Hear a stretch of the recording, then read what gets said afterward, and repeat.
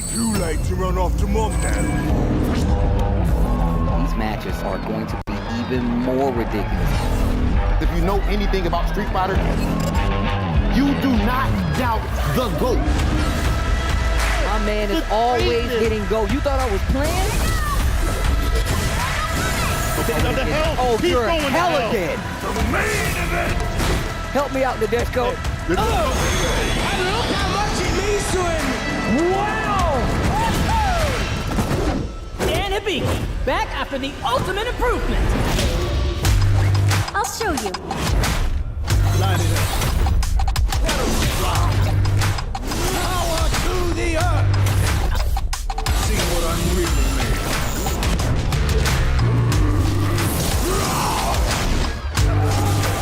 The honor was mine.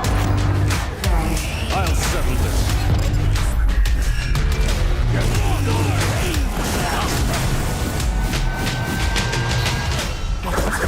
Let's begin.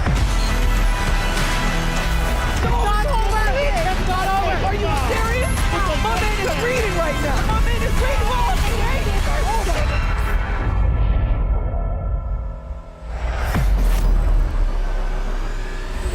Skip to my rules at the end of you know.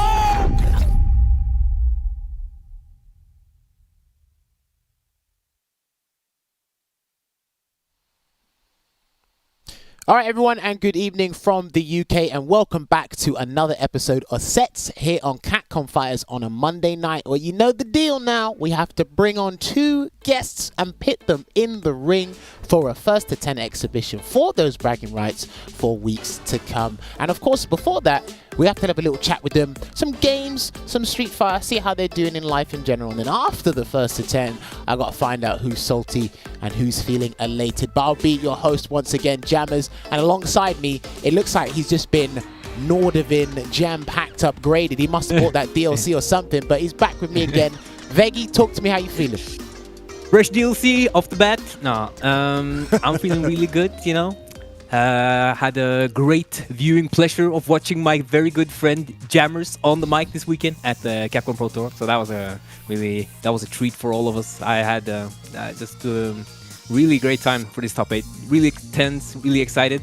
And don't forget, I am your favorite Brit, Veggey, here alongside your next favorite Brit, Jammerz.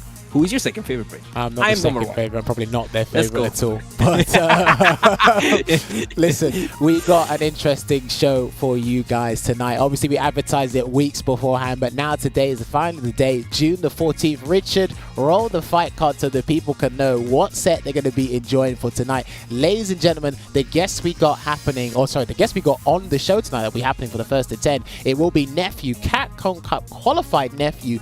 He woke up and decided to give us the time of day with his presence to come and play his exhibition, and he's going to be going up against long-time favorite, got a little bit of legacy behind him, Filipinoman, and he might be picking that rose. It's been a little while since we have a chat with Filipinoman, so it'll be great to hear his thoughts on the character, if he is still playing her, and how he feels about Street Fighter 5 overall. But that's going to be tonight's fight card here. But then I want to know, do my stream team in the back have next week's fight card so we can advertise that real quick, because I want to advertise it twice. Next week is definitely going to be a bigger one, because we're going to be tapping into an untapped region with some hidden talent here, giving them some more exposure. Make sure you tune in next week, Monday the 21st, for sets. We're going to be going to North Africa, and we're going to have the set between KX Genocide going up against Aria Dune, some of the best players within that region, and we want to hear their opinions, all things fighting games, all things Street Fighter. Let's hear what they have to say, give them that voice that they thoroughly deserve. And then a week after this,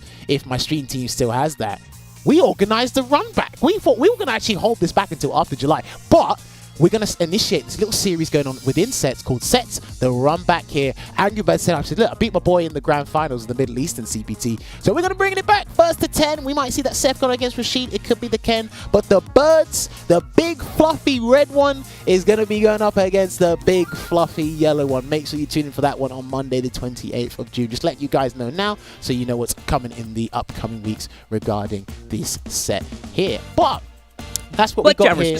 What's up, God? Talk to me. the red bird isn't that big, is it? Isn't that a very small bird? It's a very and small I'm not one, saying but Angry Bird's Bird. I'm very- just he's talking very- about the bird itself. No, no, but I'm saying Bird. Angry Bird's got a very big presence. I know the bird is pretty no. small, but you know. Oh, okay. I thought you meant the birds themselves, like because the Angry Bird is quite small, while Big Bird, the yellow Well, bird, look, is very big. Sorry, just had to check. Need to understand this, look, Jammerz. I mean, in life, short people do sometimes get angry. I'm not short. I don't know Veggey isn't short either. I meant the actual character, Angry Bird. Yeah, in but the no, game, the Angry Bird. the angry tiny bird is a tiny dude. He's partially angry because he's small.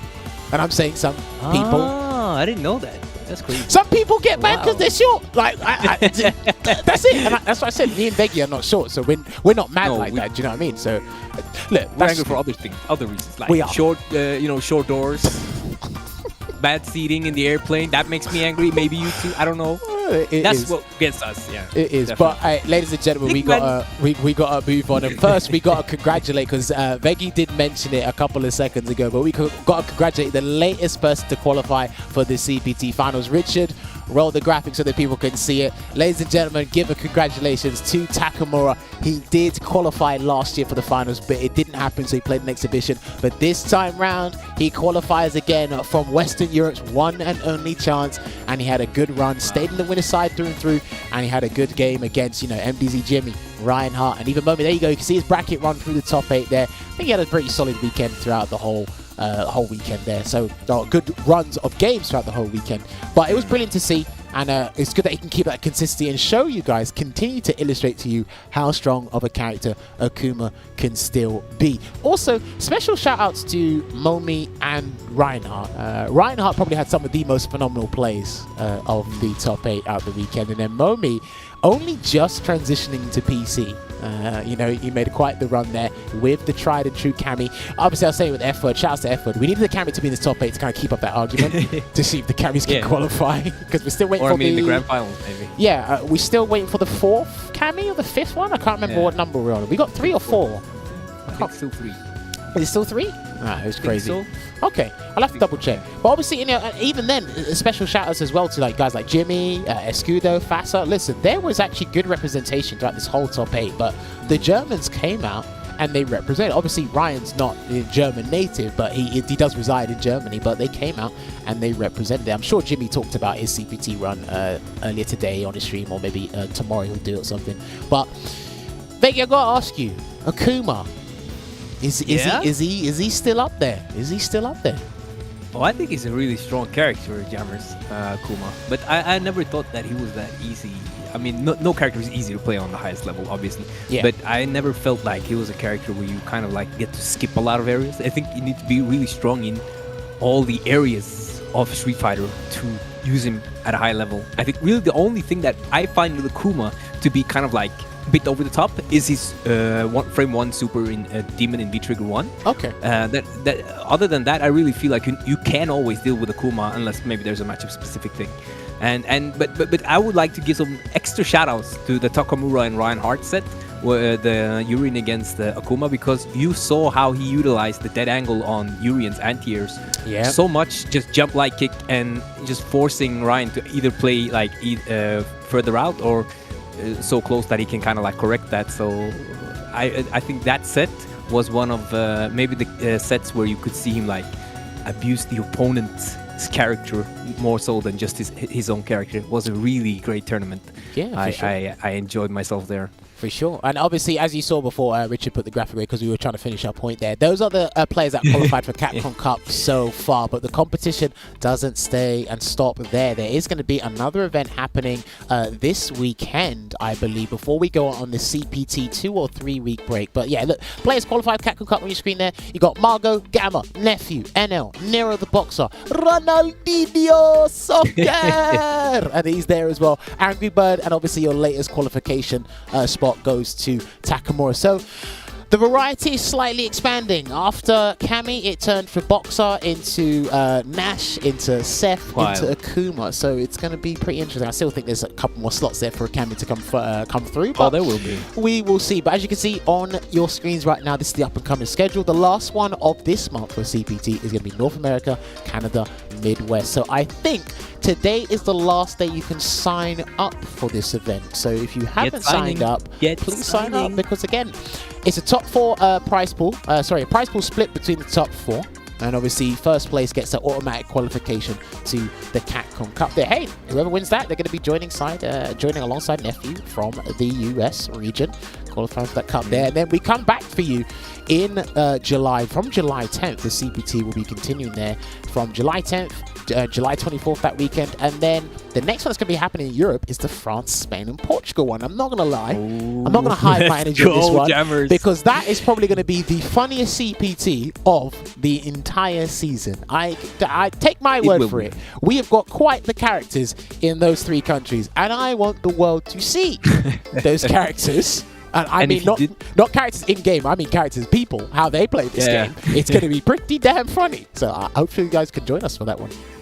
And did you see Jammerz in the Intel World Open for the France qualifier? I mean, I don't think Luffy, he had 2 shots, obviously less than many regions, but I don't think he made it through because that region is so stacked for those online events, and I think maybe he ran like a call-in in one of those tournaments. So that region is going to be dense, and I do believe that Luffy always brings it back when it's the cup, either if it's through the vault like last year or if it's just through the tournament itself. I always have high beliefs that Luffy will make it. So yeah, I mean, watching that as you say, but watching that tournament is going to be all kinds of playstyles, some slow and controlled and some extremely hyper aggressive players, and it's going to be, you could just imagine the opponents feeling when they're getting hit by various strategies. Various things, right? No, I mean, like, just echoing what Veggey said, it was pretty hard for Luffy to qualify for the Intel World Open closed qualifiers. We'll put the graphic up on screen in a minute, but he plays with a lot of those people, so I think they got pretty familiar and accustomed to his style. I know Luffy is one of the best. He's got some of the best mind games in fighting games in the business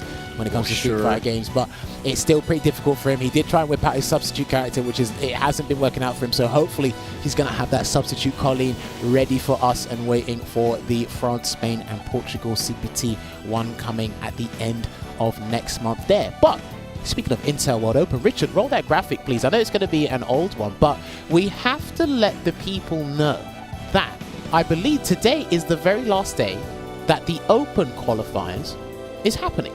After today... Oh, is it today? Yeah, I think today's the last day. You have to go on that website and check for further details. That's why I put this graphic on the screen for you guys.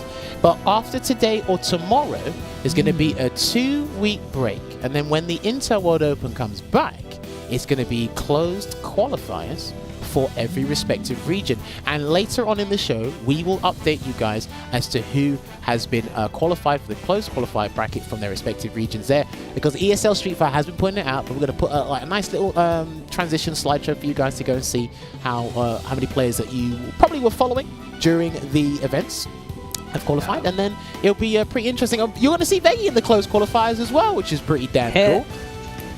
That's right.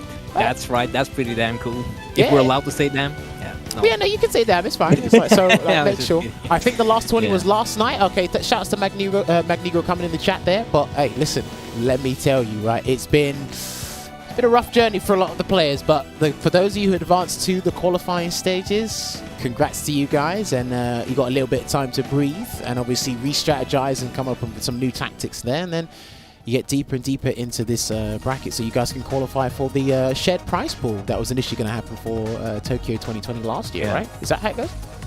Yeah, that's how it goes. They've split the prize pool up pretty evenly amongst all the regions. I think Japan has like 500 euro more in their top 8 or something like that, or 2,500 total more, and then the rest is like evenly split up.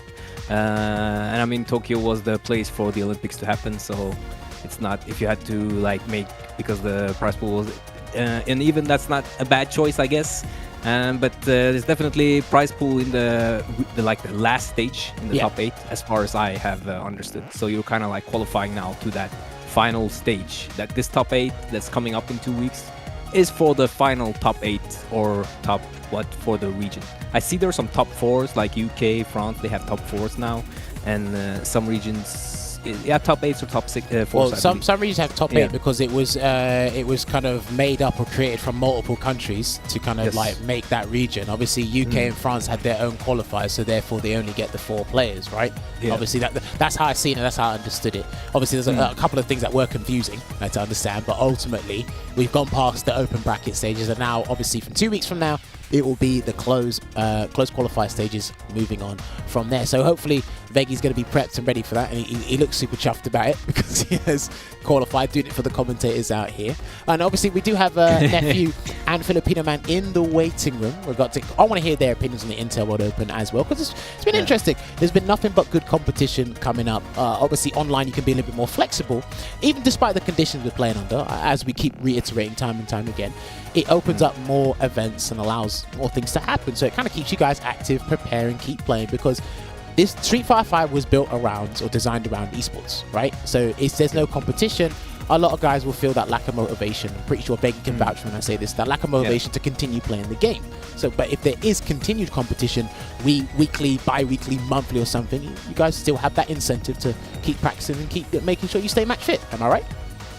Definitely right, and I do think that having more tournaments, and since the Pro Tour you kind of like 1 or 2 events per region, which is great that you have a Pro Tour during like a time like this. It's also great when other what's it called, organizers or other parties come in and create their own kind of leagues, just like this Intel World Open is, because then you just get more incentive, more places to show off yourself, to make results for your teams if you have teams, and just stay relevant. So I would like to see even more parties come in work with Capcom and create other leagues for the various regions, as this is really an important thing for us as players.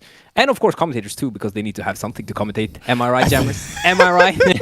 I mean, you need to have something to commentate. Well, look, if it wasn't for you guys, the fans at home and the players at home, then I couldn't be doing my job commentating over some different levels of gameplay, to the highest level, to the newest level, and that's how it goes out here. But you know what? Enough about that from me and Veggey. We got to bring our guests in, talk some Street Fighter, and see how these guys are doing. I believe my stream team said these guys are good to go and ready to have this chat with us. So, Richard, please bring in our lovely guests, Nephew and Filipinoman. Let's do this. So, Nephew, Filipinoman, can you guys hear me loud and clear? Yep. There's one. Have I got Filipinoman with me? Hello? Hey, there he is. Hello. It's always the second person that scares me because I think they can't hear me. They're not there. But, gentlemen, Nephew, Filipinoman, thank you very much for taking time out of your day and joining us today. Obviously, in this little segment here, the pre-match show, we want to just talk to you guys about Street Fighter, how you guys are feeling before we get you guys kicking off playing that first to 10 for the bragging rights there. But to kick things off with the questions, Nephew, I got a question for you, bit personal one, because I've always wondered, why on earth are you called Nephew? Oh. I think it's weird, but why are you called Nephew? You're not related to Snoop Dogg. So back in season 1, I played Ryu, and I was living back in Michigan. Okay. At the time, I was going by Marshmallow. That was my name before. Seriously? Wait. Sorry to interrupt there. Does anyone still call you Marshmallow now? No, I don't think so. Seriously. Just between us, can I call you Marshmallow? Yeah, you can if you want. Yes. But I got the one up over Punk. I got the one up over Punk. Yes. That's good. Oh, you can call me Marshmallow too if you want. Please continue. Sorry. But yeah, people in Michigan started calling me Daiko's nephew just because I played Ryu. So I just took Nephew because I feel like that's a little bit more cool than Marshmallow was. Do you know, I was not expecting that reasoning behind that name at all. So we had Dubaigo Umahalao, and now we had someone called Nephew because they thought he was Daigo's nephew. Oh, wow. FGC is weird. I want to call you Marshmallow from now, but we got to be respectful. I want to call you Nephew. Oh, can I call you Marsh Nephew? Can I call you? Yeah, if you want. Neff Mellow? You can call me whatever. I don't know. But no, honestly, that was my first question because I was thinking about it. I said, why is he actually called Nephew? He hasn't got an extravagant name, but it's not exactly dull. It's just Nephew. But I like that origin story to the Nephew one. But obviously, now that I know that, I've got a little bit of inside info. Now, Nephew, the biggest talking point for me and you right now is you obviously recently qualified for Capcom Cup once again. Congratulations on that, because obviously this is the first time you're hearing me say it voice now. But you qualified for Capcom Cup last year. You were preparing, and then obviously due to worldwide circumstances, the finals didn't happen. How did you feel at the time? And then where did you find that where did you get that motivation, that newfound motivation to qualify for Capcom Cup again? Because you've done it twice now, like Takamura has. Yeah, it was kind of disappointing. Like, I'm not gonna lie about it. Like, I was practicing pretty hard for Capcom Cup, and it just didn't happen. But you know, as a competitor, you just have to think like, okay, I just have to qualify again. So that's what I tried to do and did. Damn, I don't know, Veggey, how'd you feel about that? I mean, I feel like that's a really tough spot. I was thinking about that earlier too when we spoke about how Takamura made it back. Must feel like a big relief for both of you to kind of like, you had your chance, finally it was your turn to be on the stage and play, and then it was just cancelled. So I think coming back from that and then winning again takes really like mental fortitude. Is that what you say? Yeah, mental fortitude. Yeah, that's something. And here is that great Rashid guide. Yeah, that's not something that that everyone can do. And I think it really shows resolve. I believe that's a good word for it. Yeah. I mean, it's like, because again, a lot of people would get definitely disheartened, and then again, Colleen did get some nerves, so that could have affected your mentality regarding trying to qualify again. But it's, and not necessarily your region is particularly easy to do it in. That's why I had to ask, is like, yo, where's the motivation coming from? How do you feel about it? But then obviously this goes to allude to my next question, is the character you're playing. You know, the verdict is she's still pretty strong, and you've been very successful with the character. When I watch yourself, Nephew, and Kawano play, I feel that nothing really happened to the character. But how does Nephew feel about Colleen in Season 5 of Street Fighter 5? Yeah, she did get nerfed. Like, it's not like nothing, but I do think she's still pretty strong. Like, I would put her around like 10th or something in like character wise. So she's still pretty good. Like, you can play her pretty much the same way. It's just her V trigger runs out a little faster, and that means like in some matchups where you were relying on V trigger, like I think projectile characters, especially where you're trying to get in the whole round and then you make V trigger to like make it count. It makes those hard because you don't have as long to make the comeback.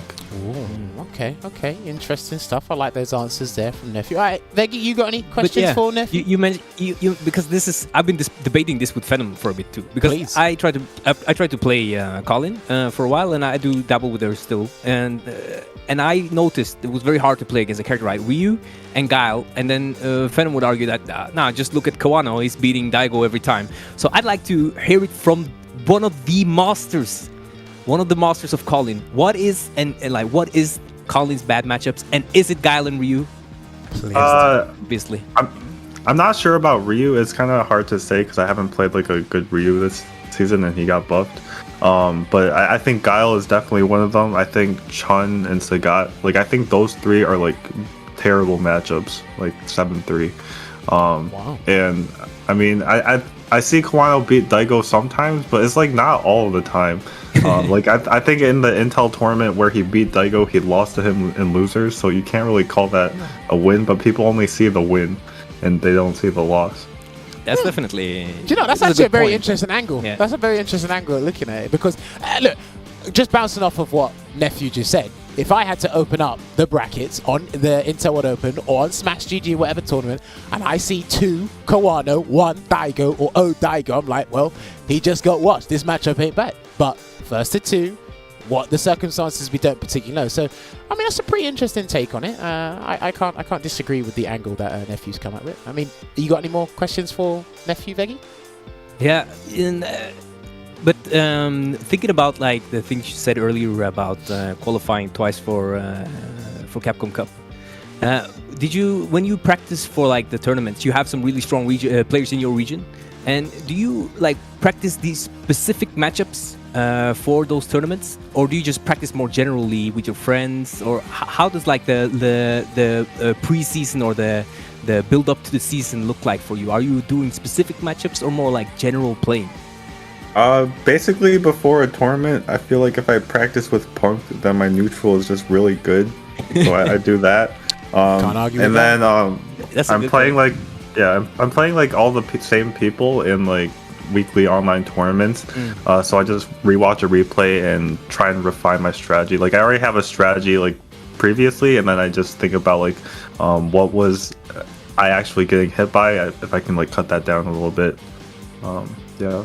Interesting. Hey, listen, this is your time to talk about how great your character is and what nerf she needs to receive even more, Nephew. Tell the people how busted this character is. But you know what? I cannot forget about my boy Filipinoman, because I got a dossier of questions for this dude, because I don't know if he likes to live that rough life or he wants to live the life of luxury. But Filipinoman, the first question I have for you. Do you agree with Rose being one of the worst characters in Street Fighter V currently? I do not think that Rose is one of the worst characters in the game. You don't? Talk to me, No. please. I think she's mid-tier. I think she's complete. I wouldn't say she's like super complete in the scope of the game, but she has everything she needs to be a somewhat stable character, which is something that I feel Minot is missing. But I do think if I had to choose my best character, it would be Chun-Li. Like, as the character I play that's the best. Okay. But you think Rose is more complete than Minot? Yeah, I think Minot is completely incomplete. What? But let's not think about complete. Nephew, Oh, okay, you're but hearing that's this? complete. But you think she's better as well, or just more complete? I think she's better than Minot. I think Minot Better sucks. than Minot. Yeah, I think Minot is horrible. Hey, he's Wow. lying. Richard, cut the show. Richard, cut the stream. This- they can't This is hear news this. to me. No. Okay, honestly, real talk, no cap. You got to be real with me, Filipino man here, right? I spoke to Sian about this before. Now, I think Rose does have a pretty cool toolset. It looks like, as an individual character, it's fantastic. It just doesn't work in Street Fighter V. Now, one of the biggest problems I have with the character is it takes too long to set things up. So one of the things I suggested was, okay, after she does EX Soul Spark, that's for the projectile, allow her to cancel into one of her V skills immediately to allow her to set it up, right? Because she can't use Soul Satellite, and it's too hard to set up the tarot cards. So I mean, what do you think? What would you suggest they change about Rose to make her a little bit more SF5y, if anything? I think they need to make her standing medium kick, the throw invincible one, to be +4, so she can get the target combo into the soul bind. Oh, on hit. No, Veggey meant on hit, yeah. no block. Okay. Yeah. I was getting worried there. Okay, on hit.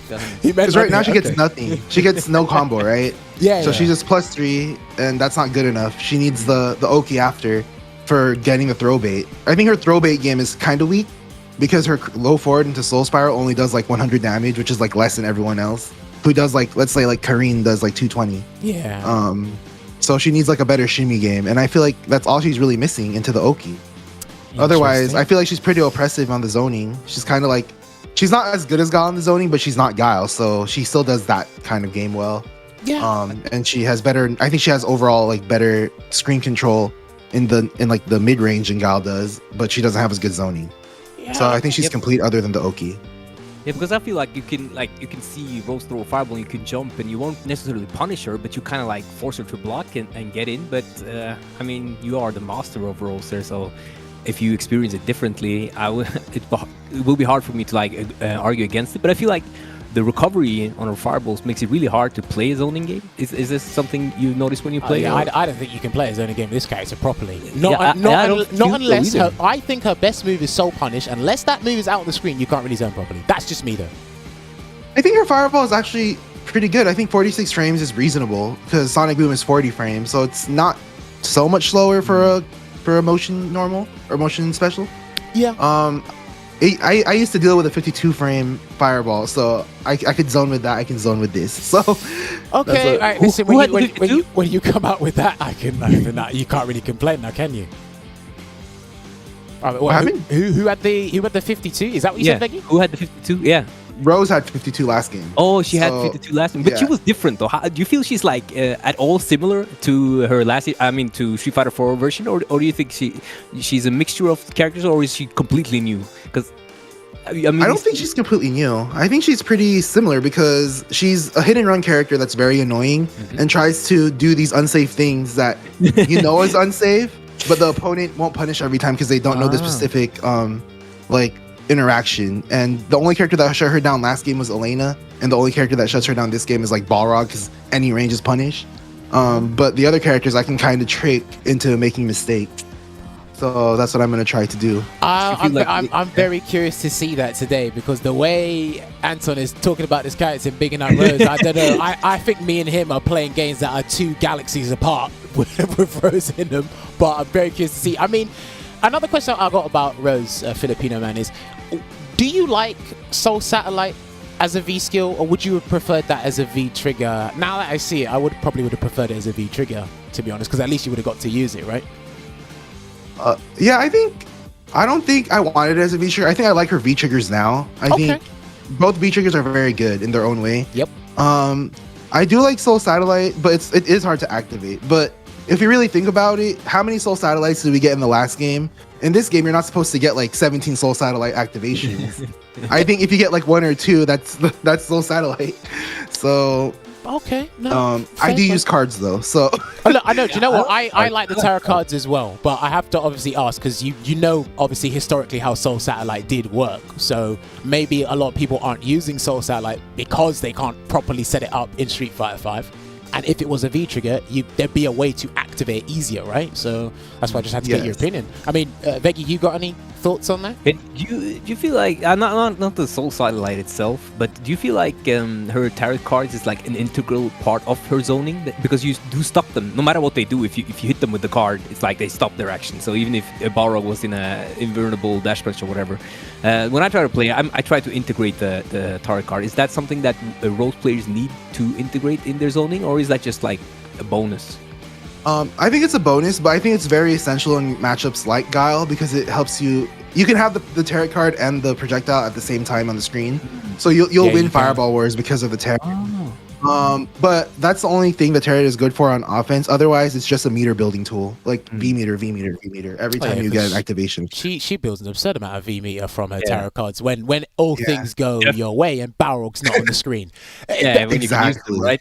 When you can use them. That's just me personally. But I got a question for the both of you now, because I asked the guys that we had on the show last time what they felt about it. But we'll start with Nephew first. Nephew, overall, how has your experience been with Intel World Open? Because I believe you've qualified for the closed qualifier stages now, right?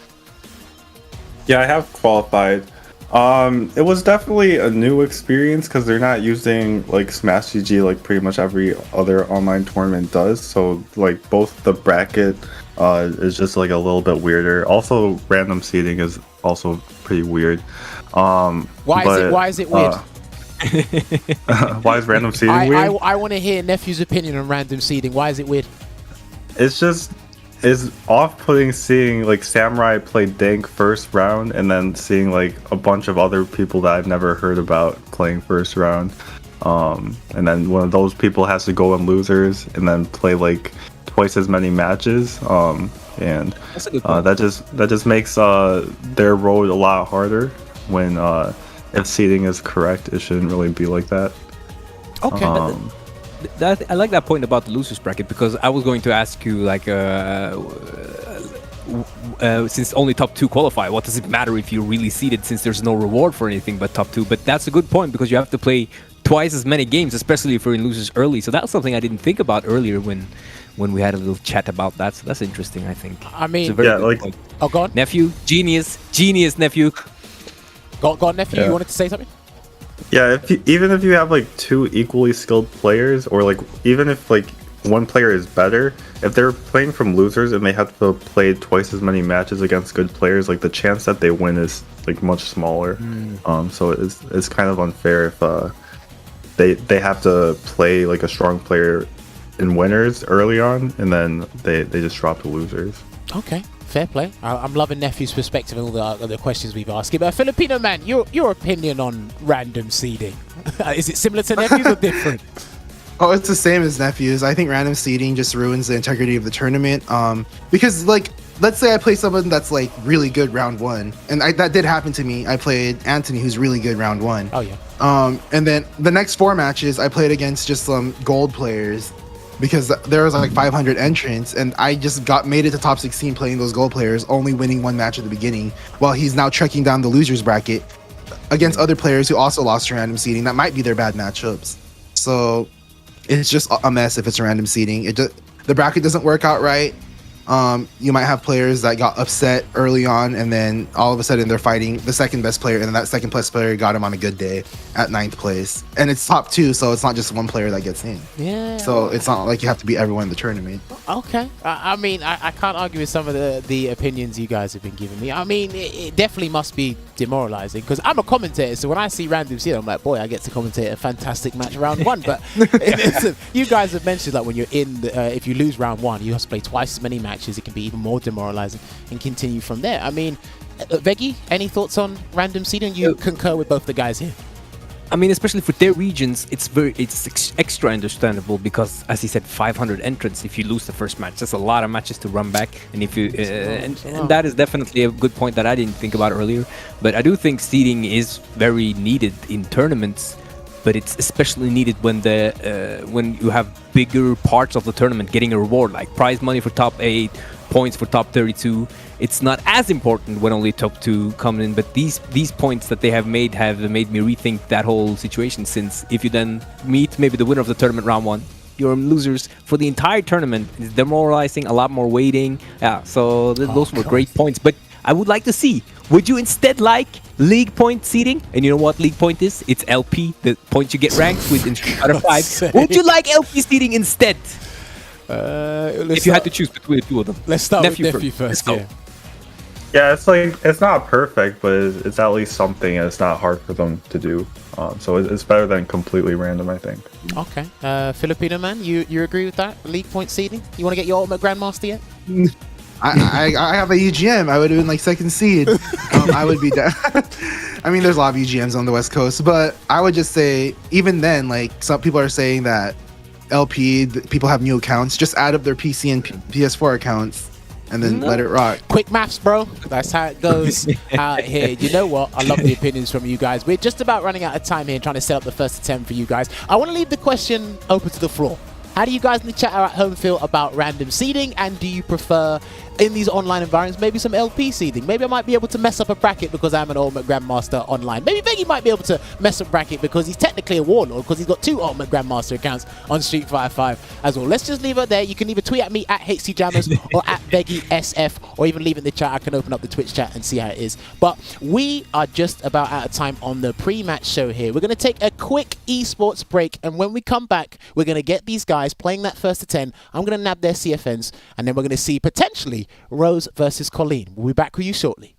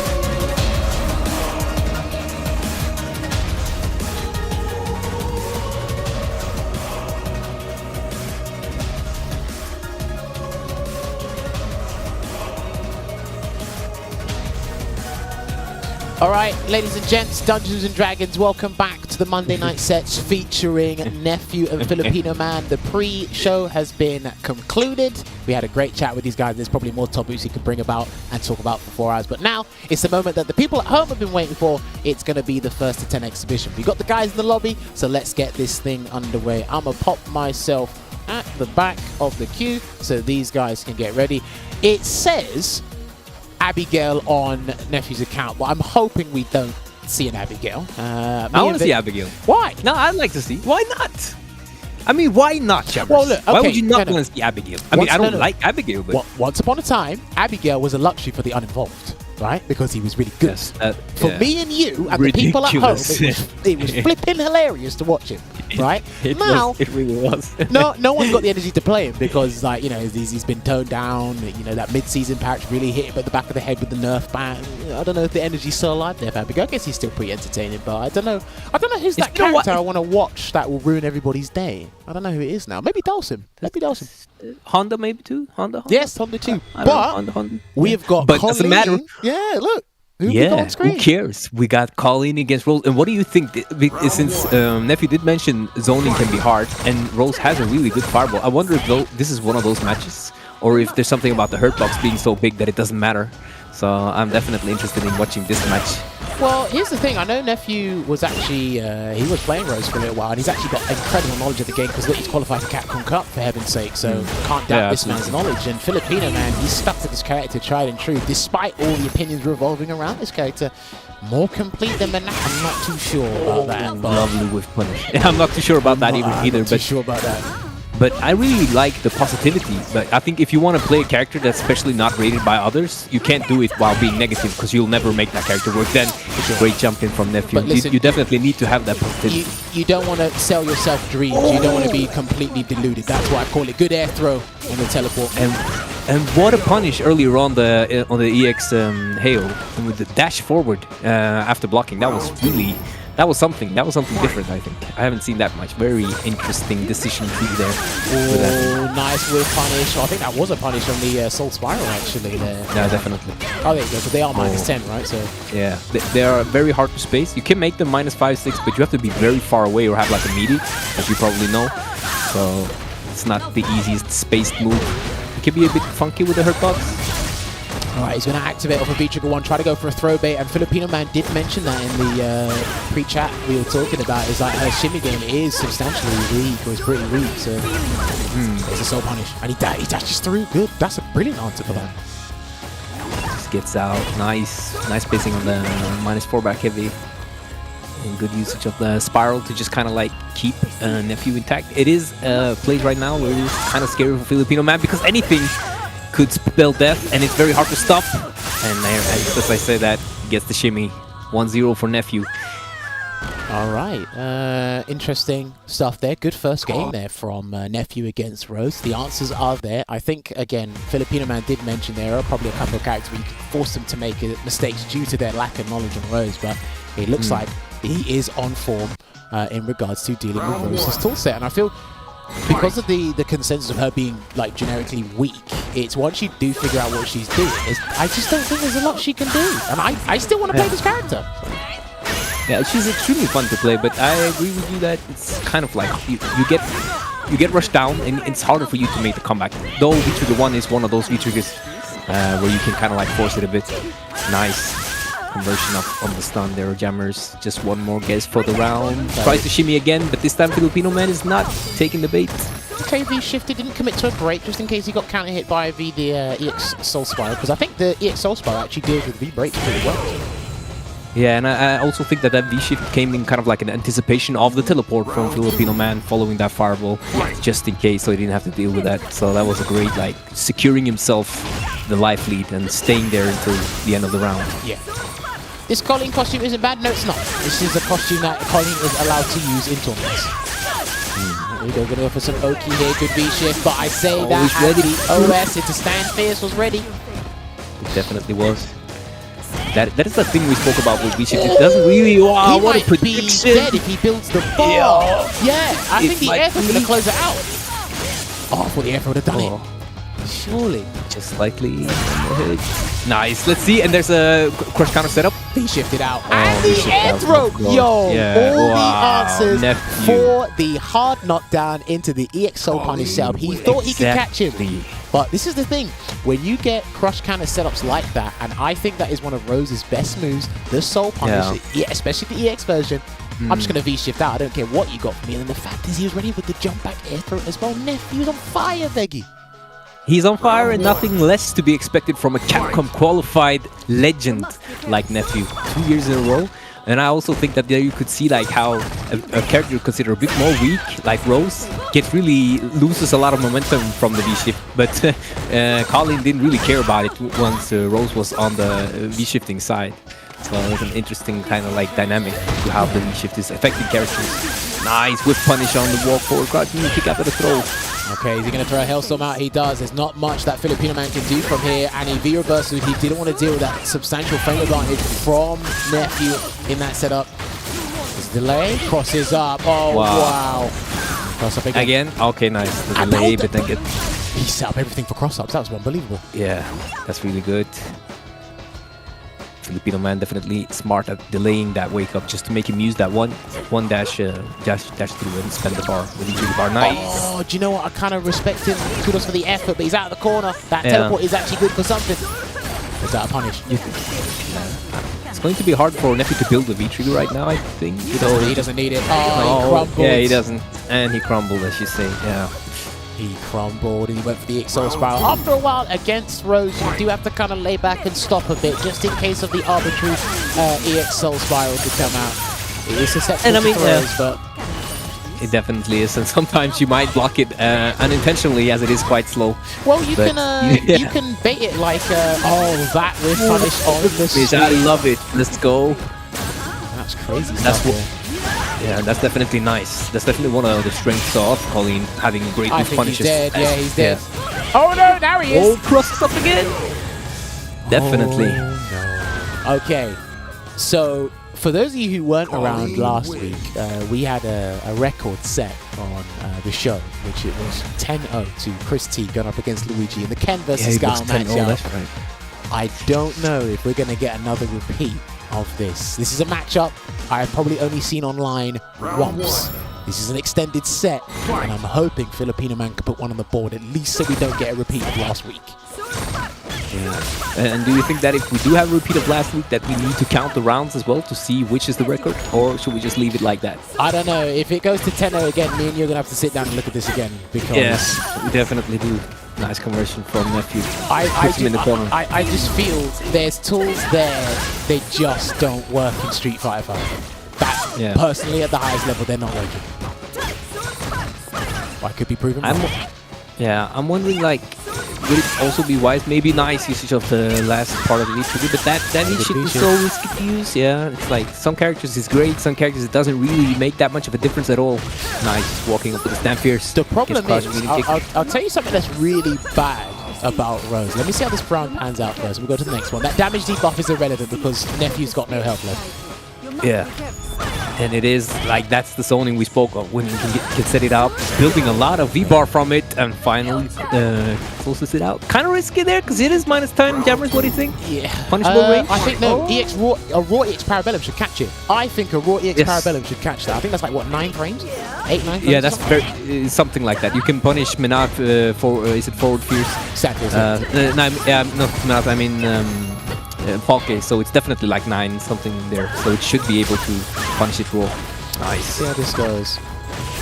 Right, alright, he's building up some momentum here, sets up shot, throws out a debuff turret card, but good dodge there from Nephew. There's a counter hit state, he could have got a Soul Spiral. Could have got a Soul Spiral there. He definitely could. He's not ready for that. Alright, we're not going to get a 10-0 on the show tonight. There you go.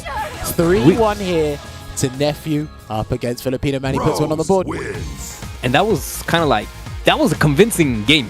That was really like dominant for Andrew. Has he made the adjustments needed, or was just like a one-off? I find those very interesting situations to like see how they pan out. Here's the thing. I was very dominant, Jammerz.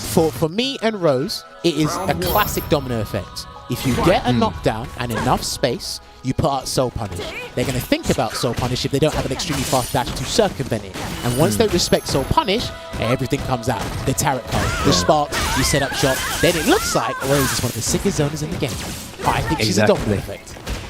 Yeah, right now it does look like you're correct on that one, and Nephew was not ready to punish the universal. Yes, that's what we were talking yes, about. There you have There it. you Is he listening to us? That's dangerous.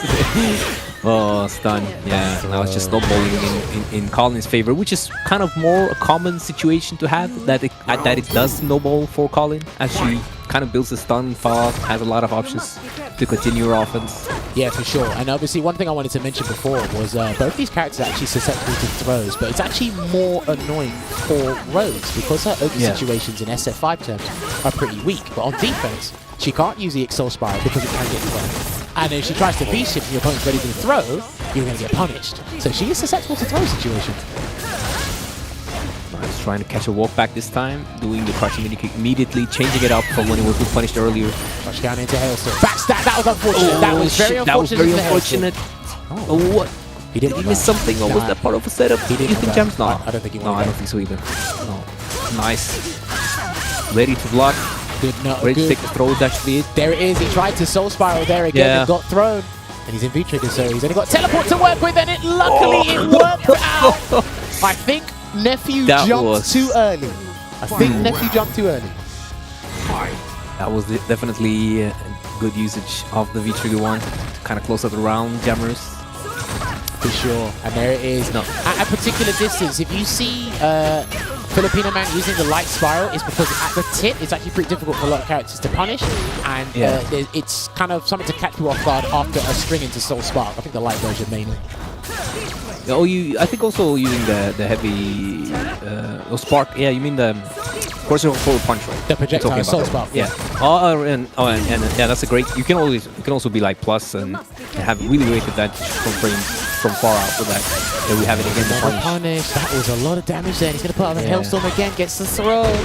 Is he gonna throw him again? No, he backs off. Does double Hailstorm this time. That was so smart. He's out. There you go. Punish is coming. No, he charges up. Yeah. Activates Roar. He just activates. And I mean, there is no V-shift escape for Oh, he's dead. He's Nephew. short. Yes. Yeah, that's really good one. Oh, one more. That didn't do enough damage. Are you serious? He's dead.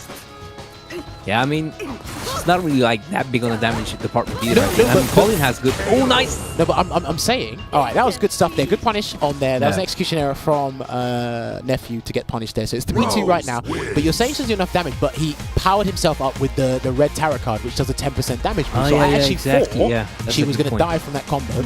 But you have to remember, Colin does have big woman health. She's got 1,000 vitalities. So. For some reason, she's 1,000 health. Like she doesn't look like it, but she's up there with Ryu. Oh, not Ryu, but Ken. I think it's only Bison, Zeku, and Colleen that got 1,000 vitality remaining in the game now. I'm not actually sure. Okay, something like that. Well, Gil used to have 1,000, but he got buffed to 1025, I believe. So. Yeah. And Ryu was also buffed to 1025. That was ages ago. Nice. Not this recent season, but that was ages ago. Yeah, that's long ago. Absolutely. Nice forward hard kick. I feel like I use that button so poorly because you really want to use forward hard kick, but it whiffs on crouches, so you really got to be careful with some of these kick buttons that Rose. There you go. As I said, he's really crouching. Yeah. He has to take the nice. Just taking a throw. I think he should continue. This is such a tricky situation, but he finds the sweep to get out, and he's not ready to block it. Was the cross up not? Jammerz, what is it? Is it a cross up? No surprise. Oh, nice. The thing is, the way Filipinoman's playing this is death by 1,000 cuts, and he's mixing, he's integrating a good mix of, you know, the zoning and a little bit of shimmy pressure when he gets up close, and he's still being stubborn with the Soul Spark into teleport mix-ups. He really wants to make that work, despite Nephew being ready for most of them. Yeah, I really like the way he just used the Stamp Fears on block there, because he predicted that Nephew would try to punish with the EX. Oh, I just lost the name of it right now. You probably have it, Jammerz. Which one? EX. Yeah, the other one. The goes from fireballs. Of course, circle back and punches. Oh, no, Soul kicks. Punish? Yeah. Okay. No, I'm thinking, with Colin's anti-fireball projectile move. Oh, you mean Vanity Step? Yeah, Vanity Step, exactly. I thought you were talking about Rose. Yeah. Sorry, I thought you were talking about Rose. Yeah, no. Yeah, I just definitely, that one just Oh slipped my my god, mind. he keeps Nice getting again. It is hard though. Do you know what it is? Is it a cross-up? I'm not sure if he can just input Vanity or Wake Up. When he sees the projectile, just input Vanity, because if he doesn't teleport, alright, the bar's gone, but there's no mix there, he's got to do another thing. And if he does teleport, the Vanity should put you actually in front. If you see what side he's coming on, you commit to the I don't know. I think he should wake up Vanity. Yeah. I think he should try and he's- wake up Vanity.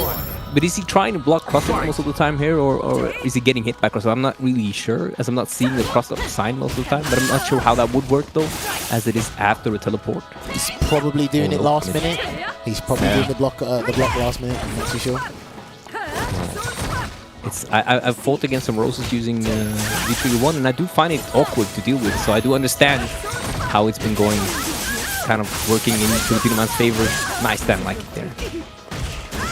Oh, and the delay catches the delay tech, and another delay. No start. He actually took the brazen decision. Can he get the anti-air with Soulbind? He will. What's the only going to be?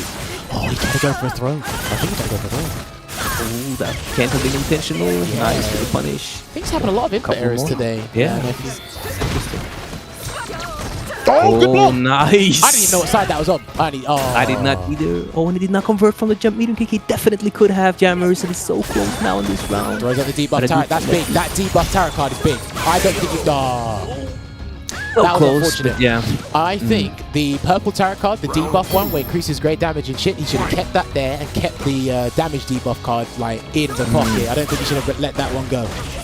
Nice conversion on the anti-air though, Jammerz. Very ready for the spike to for the fireball to trade there. Yeah. Look at that presence on screen by that move. It's crazy. It's allowed Anton to get in the corner. No stun off the back throw.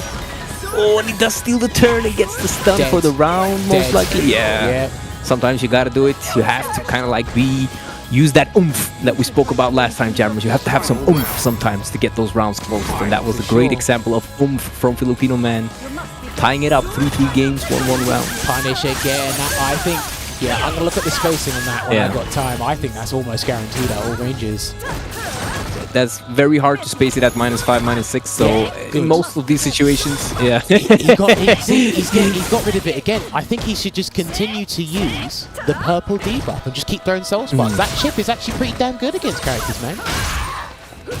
I mean, it might be that it's just kind of building up for V-Trigger-1, but I do definitely see your point there, since he can keep forcing it to block. I think there is an entirely huge strategy behind those tarot cards. If you put in enough work with this character, I think there's a huge amount of work to do with those cards.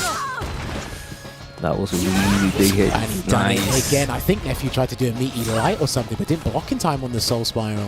That's unfortunate. He's still got 2 bars in a dream, though. Let's see what happens. He definitely does. And he can also get through a fireball here, so it's kind of risky to use it directly. Nice. He's trying to do a bar for the Soul Punish. There you go. Set up some cards. What we got? Oh, nice counter from Nephew. And the punish. Nice. Just sees the Soul Punish come up and then just throws out the hail to kind of stop the approach. That was a great, just ready for it. Great answer, I feel, at that situation, at that point of time when he did not have V-Trigger 2 ready and his Vanity Step is kind of slow. So. Honestly, I don't know about you, but I'm liking how this matchup's unfolded. Obviously, Nephew was running away with it the first 3 games there, so he would have won in the close qualifier, top 8 CPT setting. But then Filipinoman slowly but surely edging it back with 4-3 here. It's already a dramatic change from what we saw last week on the show. Yeah, but now we're seeing that recovery. Nephew ready with the jump in, or not ready, should I say, just doing it. It looked like in that situation. Nice, confirms on the hit. The hit was airborne. Couldn't really confirm that, I guess. I think he wanted a crush counter there. That's why he cancelled into Soul Punish from the stand hard kick on block. I think that's relatively okay to confirm off of a crush counter. I think I'm not too sure. Sokko's really good doing it. And you can see Nephew's like ready, even on a raw V-shift as he's shimming, just ready to stand fierce, both the throw and the V-shift itself. Nice control in the corner. He tried to sweep activate on block. This is the thing that everyone's talking about now, these block confirms. Yeah, which has been a thing for quite some time, I believe, for claw players. Oh, but there he activates on hit anyway. Good block. Nice blocking from Nephew. I'll say something about block confirms after this game's done. Yeah. Alright, the debuff's still on, but he's not throwing fighters because he can't. There you go, Soulbind. Did he block? Oh, no, did he bait it? No, he didn't. Crouch like kick. So, when you, after the Soulbind, when you dash, you're plus 14. If you whiff standing light punch or crouching light kick, it will leave her at +1. So you can kind of frame kill for the throw. I think that's what he's doing. But obviously, Nephew's seen that long enough, so he'll be Wake Up Super. You're allowed 1 in a first attempt. You're allowed 1. Yeah. I mean, some people take more than 1, but at least they're allowed 1, so You think, yeah, you think maybe Filipinoman, when he can kind of see that the hit will come from the Stampede, that he should cancel into the spiral, just keep the fireball hits rolling? I kind of feel like getting the knockdown could be something that he could benefit from in these situations, Jammerz, as he seems kind of committed into doing the fireball on his roll block. He's not confirming the Stampede, is he? Yeah. Well, I mean, not everyone's used to it, and not everyone solely works on their hit confirm gameplay as well. Exactly. All right, here we go. One mix up. He can't reshift this one. Yeah, he can't reshift this one. So he's got to deal with this. Ending. Great. He's No dead. conversion. Yeah, he's dead. Yeah. Nice. So blind again. Yeah. Close it out. I love that move. I love it. Yeah, and yeah, that's so satisfying to land and to watch other people land. Just how like the meter builds as you hit the move. But you see there the new kind of weakness. Was that timing? Was the timing too late, Jammerz? No, I think was it's it too late? because the parabellum Was said it spacing? reversal. It said reversal. Oh, it did say, super. yeah. Oh, and he gets back thrown even though he attempts to do the shimmy. Good whip punish on the back kick. That's what we like, Jammerz. Damn. You know what? I don't know how much experience he has playing against the character. Like I said before, I know he's dabbled with her a bit, Nephew, but his spacing against a lot of these moves that Filipinoman can throw is pretty darn good, but he gets hit by another V-trigger one setup, and he's going to lose about 250 health. There you go. He went for a meaty jump. And I do think, nice conversion, and I do think that Filipinoman will build another V-trigger before he dies, should he survive his onslaught. V-shift. Wow, he has to, yeah, get out. No, oh, she he blocks. It is slow, one more. Oh, He you know the feeling of grabbed that one, Jammerz. Oh, no. Colleen wins. Oh, you know exactly what he felt like after that throw whiff. That did not feel good, Jammerz. You have felt that before. I have felt that. I think everyone in chat has felt that. That is the worst feeling. Listen, there's a thing that I hear going around with when it comes to Kwan and Nephew. It's like you don't take their throws. You don't take their throws because situations like that come up, and then you're just going to beat the living daylights out of you because you tried to take a throw that never came. Good counter, and that's the first one he's done of the set, I think. Yeah, good block. I think so too. I believe that using them sparingly is good. Ooh, Damn, takes a little cheat turn. Yeah, but he lost the damage buff immediately, so if he can get just a knockdown and then throw out the purple debuff, I think he'd be in a good position here for this round. He throws out And I mean, he could just kind of just do it, because if you don't jump, it's going to stop your startup of your move if it connects before your move is active. Look So at that. it's What he's doing right now is good because of the grey damage and chip damage buff. That was really good how he kind of reduced the deficit of health there. From that damage debuff alone. Does he jump? And Sets up the full punish. He's got another purple card. Oh, nice. Oh, the whip punish again. I have to time you out in chat now, Jammerz, for that, yo. He's gonna get hit. Oh, no, he didn't get hit. Oh, just out of range to the whip punish, auto whip punish, and another one. Do you know what was sick? He actually validated immediately into Fierce, not caring about the situation. I think he's dead. Yeah. No. Oh, will he throw again? Oh, Jammerz, and after you take it, get chip, you're like, I'm not gonna do it again. And the other guy is there. Even if you lose the round, just take the grab. Sorry. Sometimes you have to pick how you're going to lose. I remember Phenom taught me this years ago. He says sometimes you have to pick how you're going to lose. That's a good point. That's a very good point, Jammerz. But now it's been 2 rounds in a row, and it's been like just picked the wrong. I mean, he picked how to lose the wrong way each time. Oh, nice blocking. Nice usage of the Stand Fierce. Someone's asking, is there an auto rotation on the tarot cards? No, they come at random. They literally shuffle. There is a move that allows you to shuffle the card if you don't like the card that's at the ready. But you can't decide what card comes next. You either throw them or power up Rose in some way, shape, or form. There's a low forward. Is he gonna block comfort? Nice. And activate. Into key. Yeah, and this one off. Nice. Keep it here. Two throws. Two. Do another throw. Do another throw. I would do another throw. Yeah, you can. Oh. So that was not tight. The standing heavy kick should beat that jump out, should it not, Jammerz? After the forward throw, stand heavy kick will crush the 3-frame, I'm pretty sure. So it should work. Interesting. Delayed it. Yeah, mistimed it or delayed it. Try to catch a delayed press maybe. But yeah, I'd also like to see more double throws, because Rose does have a really good double throw in the corner because of the long throw range. It does not look like it, but she can actually throw quite fast after the first throw. One of the pluses, one of the advantages we can talk about regarding Rose is the throw range is exceptional. Yeah, I'm not sure if it's equivalent to Poison or slightly better, but she has a great throw range. Yeah. And I mean, even like in the mid-screen, if you don't walk back after a throw, she can quite quickly throw you again. And if she predicts the walk back, she has the crouch medium kick. So she has, I feel like she has better throw key than what people believe and what you see, like visually. It's because people want automatic stuff. They're not looking at manually timed things with plus mind games, right? So, as you go for the safe jump, no, he stays on the ground. No cell spiral here from Anton. No tech, that's good. I like it. I like that. Oh, great. Yeah, that was great. Do you know why? Because I think none of his moves would have reached anyway, so he tried to take advantage of the negative frames and just got on with it. Yeah, Nephew definitely did something. Backdash or press. Nice. Try to crush him again. He saw the jump out earlier. Upper fireball, and he jabs instead. Jammerz. He jabbed that. Imagine if he was too late, but he wasn't though, so it doesn't really matter. But wow, I like that jab. Do you know what? That was a check. Do you know what? I kind of got to disagree with you there because I actually think it's pretty easy to check Colleen's dash, or the ice momentum dash in Vitrica 2 from full screen with lights. Probably Filipinoman could have done with crouching light kick, her furthest reaching.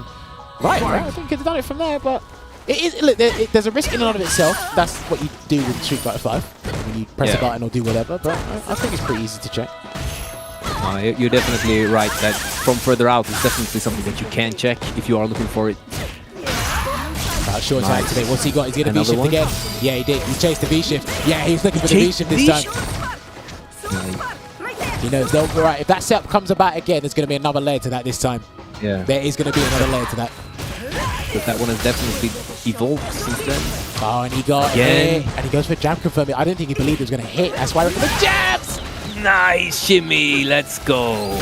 Filipinoman showing the benefits, the strengths of a fortune teller? What? Maybe this guy's philosophy is actually coming to fruition. I still don't think she's more complete than that, but... No. And I do think that Colleen's kind of hardest places is when she plays against Sonars. Oh, nice conversion. Let's go, yes. That's been really touched, I feel like, that double jump from Colleen. It's not that hard to do with a double jump like kick as it is a normal jump like kick. Yo, lovely conversion there. That looks like something he definitely knows, but the damage scaling on that was pretty rough because of the damage debuff that was on him from the card. Just takes the Oki there, wants to finish it. Whoa, one more for now, but that doesn't need it. Yeah. He dashed forward there. But he doesn't do it that much, Jammerz, so I definitely don't think that someone like Nephew would be ready there, as that's like the third, like that I can remember now, like the second or third time you see one of these really brazen, is that what you say? Brazen dashes? Audacious, brazen, whatever you want. Audacious dashes, yeah. Well, look, I mean, here's the thing. You have to mix it in, like you said, Veggey. It's 18 frames, right? So I think it's just about it's quite enough to react to and see it. But Rose shouldn't really be dashing in your face. That's why I feel it's pretty good. That's why I feel it's pretty good. Are the tarot cards RNG or not? Right. When Filipinoman uses a card, the next card that comes around is going to be random. He can't get the same card twice in a row. So he's got the red one there. After this, he probably might get the white one. But then after he uses the white one, he might get the red one again. There is no auto-rotation on that. In another game, the Ginyu Force is an auto-rotation if you played that other game. These are shuffled. There is a move that can shuffle the cards. But Filipinoman isn't using them. It's a throw. Nice usage of the great throw range there mid-screen after doing trapping it, keeping it a block, keeping the plus frames. Nice. She's up throw. She's in a really good spot now, yeah. Just needs one more hit. Oh, he got him. Two charges. Nice, yeah. Right, and also that card should change at the start of this round. That's not going to be a red card this round. See, it's changed to white, right? See, shuffles. Yeah, definitely shuffles. Nice, that's funny. I do think having the green and the purple card is like what you want most of the time. Well, I don't know. I think some people still don't know how those cards work. So I completely understand because not many people. That's completely new. It is new. And not a lot of people play roles anymore, and a lot of them do use V-Skill 2 when you first run into them. So it's not something you're going to see a lot. What a reaction! He was ready for that. Great stuff, I think. Very, very nice. A bit hesitant to punish there, as we did have a space spiral earlier. Oh, that's going to be punishable. That's -7. You can't do that. Oh, he doesn't know the new change. Yeah, that's fine. He can't do that punish anymore. That would have worked last season. He can't do that now. No, have to punish again because it's a very good falling button from Rose there. He's dead. Nice. Yeah, he's dead. Yeah, see, And again, look at the dead. bottom right side of your screens. That card's going to change again. See? It's changed to blue or turquoise, whatever color that is. And then again, And that's a good change, yeah. now, but then if you don't want that card, you just shuffle it with down and B skill. But I think that Filipinoman has just been accepting what card it is and just using it on the spot. Yeah. Because it does have some recovery when you shuffle it right. So it might be punchable. Nice. Ready to punch again. Not hesitant this time. Recognizes the rain. Ready to stop him. Nice checking in. Feeling that Good anti on the vanity shimmy step. is coming. Yeah. Alright, and he's still in the corner here. He actually tries to do forward medium kick. That button you should never be using, to be honest. Can't hit the front. Ooh, another one of those brazen dashes. Just works out. Nice. Ooh, One nice more. front kill. Nice. Very nice. Good block as well. Activation, he's got to deal with it. He's going to delay hard kick. No. Delayed hard kick would have worked there. Yo, he was ready for that. I love it. Yeah, he's really ready. One of his strengths, I feel. Oh, nice. Wait, no. That's it. He pressed that button when he got hit. No, I saw that. No. Don't think I didn't see that. He got hit, then he hit Fierce. Hey, if you play Colin for long enough, you know that Fierce is the answer, Jammerz. When something happens, you press Fierce, and sometimes that crushes and you win the round. As F-Word said when he saw one of my clips on Twitter from my Colin period, now you've learned how to play Colin because stand Fierce is your only button press. That's what you do. Yesterday at the CPT, there was a mosquito on one of the lights, so I tried to hit it like with Alex's lariat because of Escudo. Shouts to Escudo, but now there seems to be something on the camera, so I've got to wipe it off with my fist. Yeah. Try to do that real quick. It's good that you're using Colin's fist for that. For stand Fierce. Got enough range for it at least. Do you know what? This has been an excellent set. I've loved it. I've learned quite a bit from these two alone playing these characters. It's 6-5 right now to Nephew. It's interesting that Filipinoman is still trying to set up the range. Oh, he was waiting for that. That's exactly what he was waiting for. Oh, man. And the next layer, and he's just blocking it. Great. That was the layer. I think that's like the second time Nephew's been on top there, and 2 of the other times it's been nice. With punish, could maybe done something more. Anti-hit that, but I wouldn't be confident in that situation myself, actually. I wouldn't even try. Quite awkward, but he's in a very good spot now because Nephew does not have V-Trigger available, and his corner slight life lead. Very good right now. Oh, you know what? That was really not a good idea from Filipinoman. The only reason I say that's not a good idea, I know Colin was trapped in the corner, but the fact is you're going to adjust your spacing. They can't go nowhere. They only have to bank on the whiff punish. It's you that's adjusting your spacing. And damn, he was just out of range there to get the tip of stand hard punch to connect.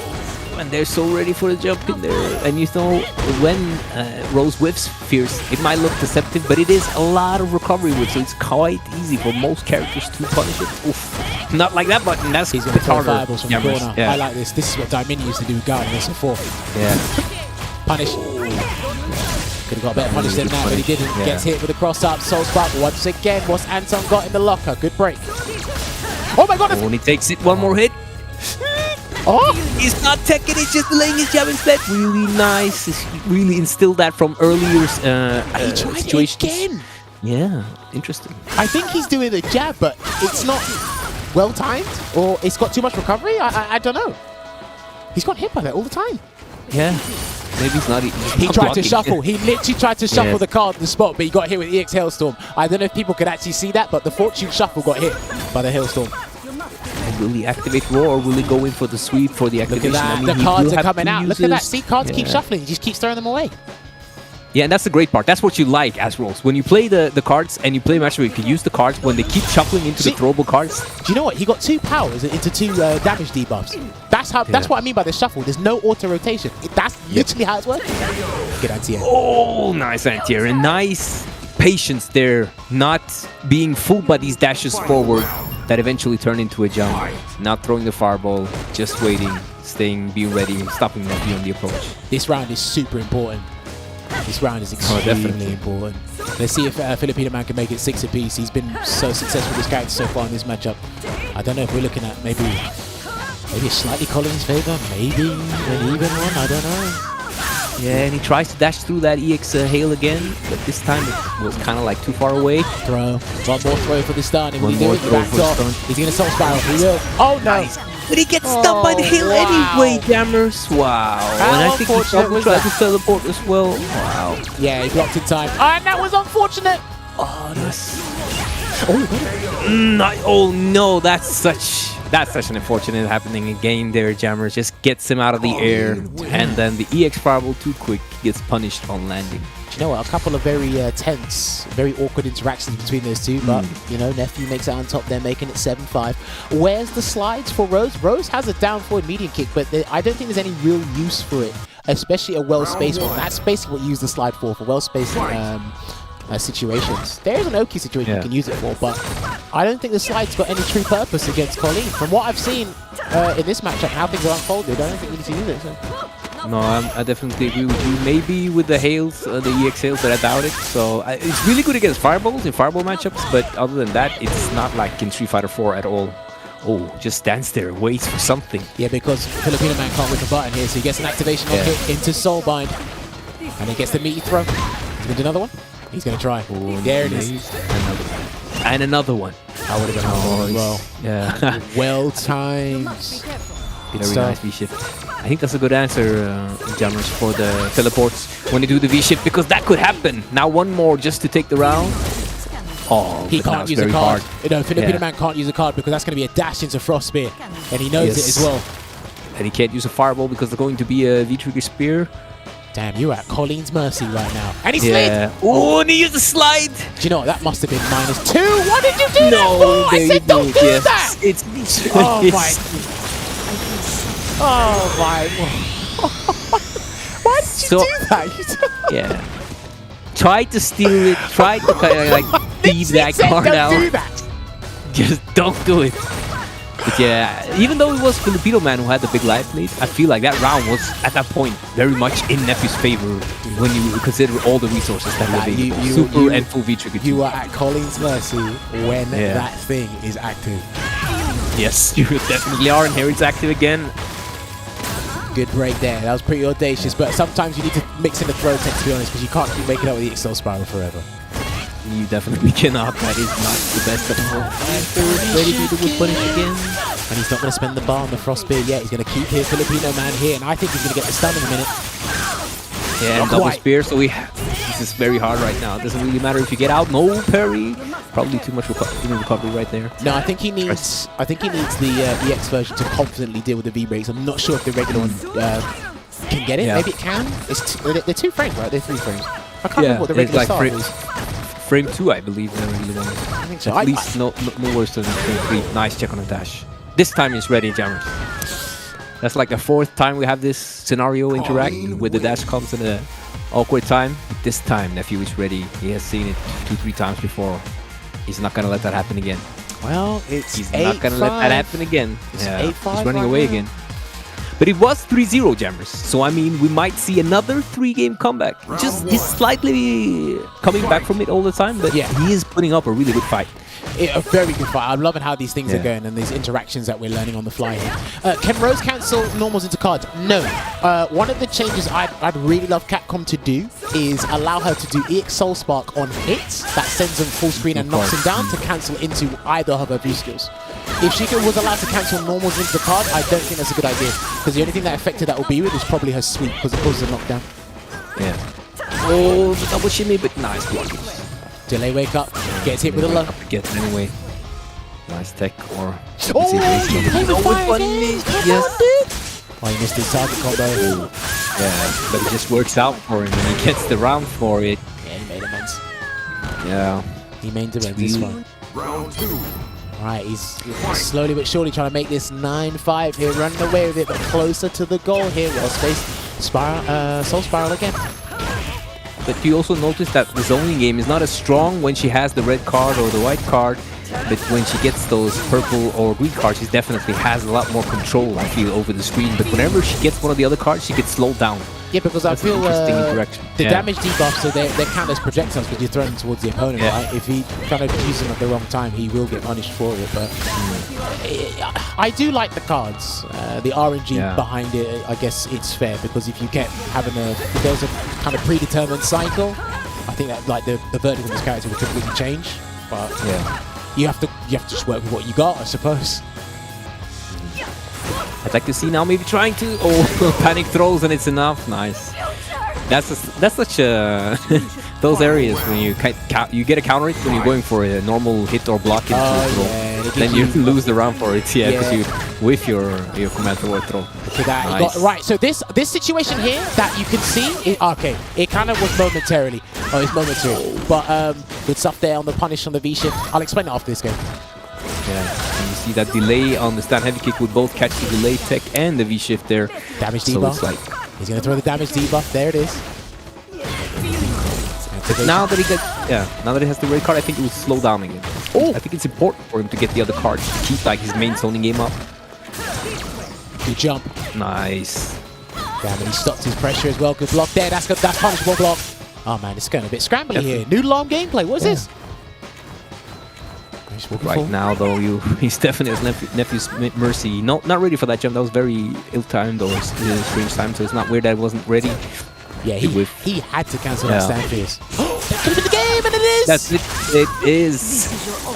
Nice conversion. Crouch kick, counter it, sound like it. Super after the Parabellum. Lovely stuff 9-5 Nephew. He's really run away with it at this point. So has he learned the matchup now, or has it just is it just the interaction just barely going in Nephew's favor? What's going on, Jammerz? Why is it now 9-5? I think he's just kind of got a grips of Filipinoman's buttons, like the time of the buttons, the spacing as well, understanding the V-trigger 1 situations a lot better. And again, I think he's being a little bit more aggressive, and he's not even allowing, when he's in V-trigger 2, he's actually not allowing Filipinoman to be extremely comfortable with what he's doing. Good jump. Oh, and he's really good at chasing down the V-shifts. It has not been a problem for him, but Filipinoman has definitely had to stop using them. Nice. There we go. Let's see if Filipinoman can bring this back. He'll do jump back fierce, no dice. Good break. Low. When he cages Filipinoman in the corner with those buttons, that's such a risky or dangerous or hard situation for him to be. I don't know what on earth that sweep was for in his face. Maybe he's fishing for the crush counter, I'm not too sure, but that was not a good idea. Can't punish that Parabellum, that's too far. No more V-trigger. I don't think Filipinoman's getting another one. Yeah, not like this. He's not getting another one, and right now Nephew has lovely bait. Lovely bait. I think he did the fortune shuffle, didn't he? He shuffled the card. Oh, that was unfortunate, but maybe the shuffle's the way to bait. No punish on the maybe that was a good try, and the punish was dropped though on the spear, so that was unfortunate for Filipinoman, who's now fighting for his life. Match point Nephew. It is. Nephew's been extremely comfortable since game 6 that he won. So here's that zoning. Nice anti-air. Let's go in the mix-up. Oh, he wanted. Nephew was holding up. He wanted to block so he get a tick throw, but no dice here. This is still match point for Nephew. Gets one grab. He's going to go for another one, or go for a shimmy. Activates instead. Not looking good. Not looking good at all. Oh no, one more's going to do it. Had to be reversal. He had to reduce the stun. He had to get rid of that stun. He definitely had to, but it was kind of risky too, as Nephew could be ready with the parry, but he was not in that situation. Not been using it too much. Oh, any hit now. He's gonna get any hit now. Yeah, any hit now, and there it is. Jammerz, the crouch medium kick, V-trigger 2, and super. And there you have it, ladies and gentlemen. Ladies and gents. That is going to be it. The thing is, he's very stubborn with that crouching median kick there, but as he wasn't going to do anything, it was just build up the grey damage to ensure that victory with that final combo there. But that is your winner for tonight's sets. 10-5 to your boy Nephew, showing you that Colleen still needs a couple of nerfs for the entire cast. Maybe just a couple. Maybe just a couple, but she might need more than a couple. I want to see people roll it. Actually, I can see it in the chat already. GG's, no handshakes, Bluetooth handshakes only. I'm like, yeah, good Big games. Oh no, sorry, good games. There's something across the camera. Sorry, let me just wipe it off real quick. Sorry.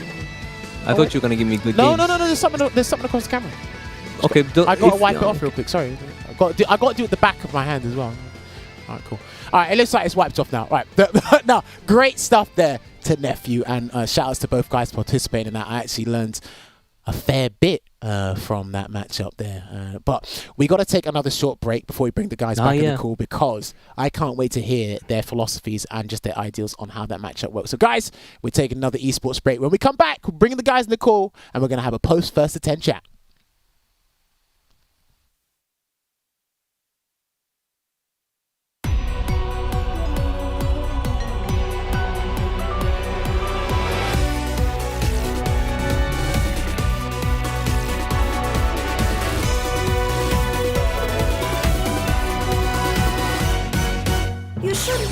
admire my work, but also concentrate a little more on your lessons, Manat.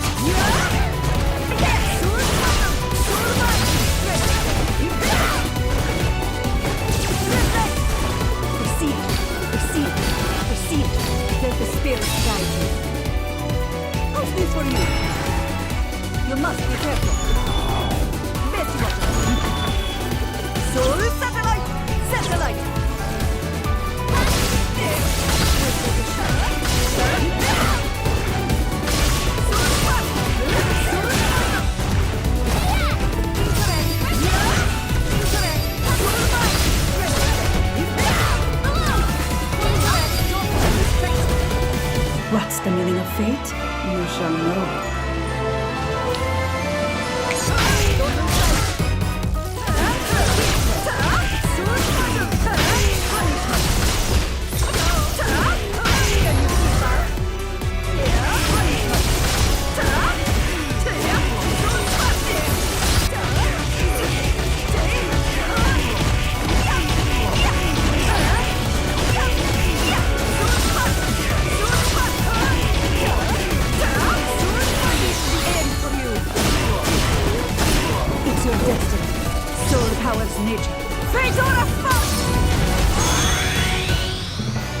You should try to learn to use your power a little better.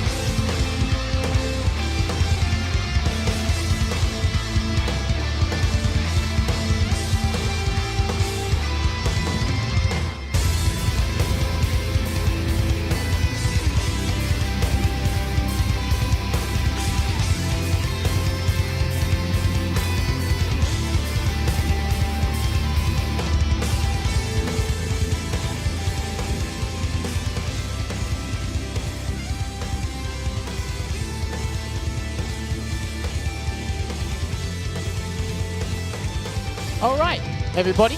Welcome back. Thank you very much for sticking around with us. The set has concluded.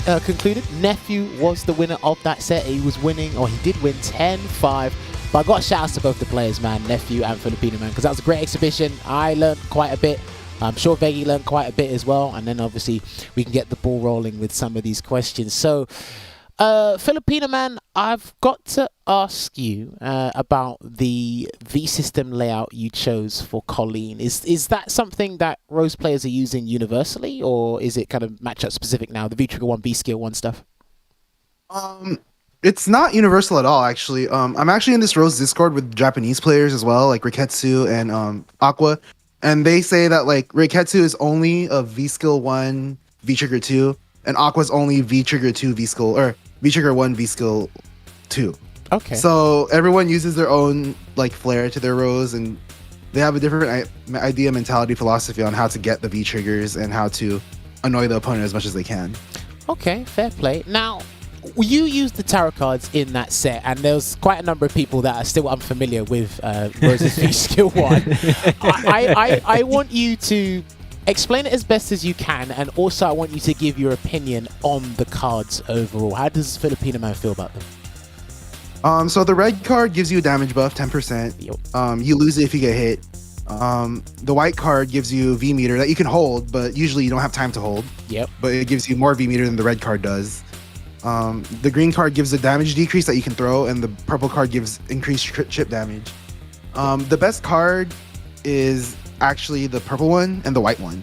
So you want to get as much V meter as possible, and it builds like double the red cards. You really don't get the damage buff. You just use it immediately, and then you have to play neutral again. And usually you'll get hit with a jab or something and lose the buff. Okay. And also the important one was the card shuffle, which I can't believe that Nephew reacted to the 40 frame card change that I tried to bait out. I knew he was looking for it because he was like walking back and forth, and that was the only way he can win. I couldn't believe he was like that ready to actually react. That was dumb. Oh, wow. What? That was dumb. Why'd you do that? What do you mean it was dumb? There's no way.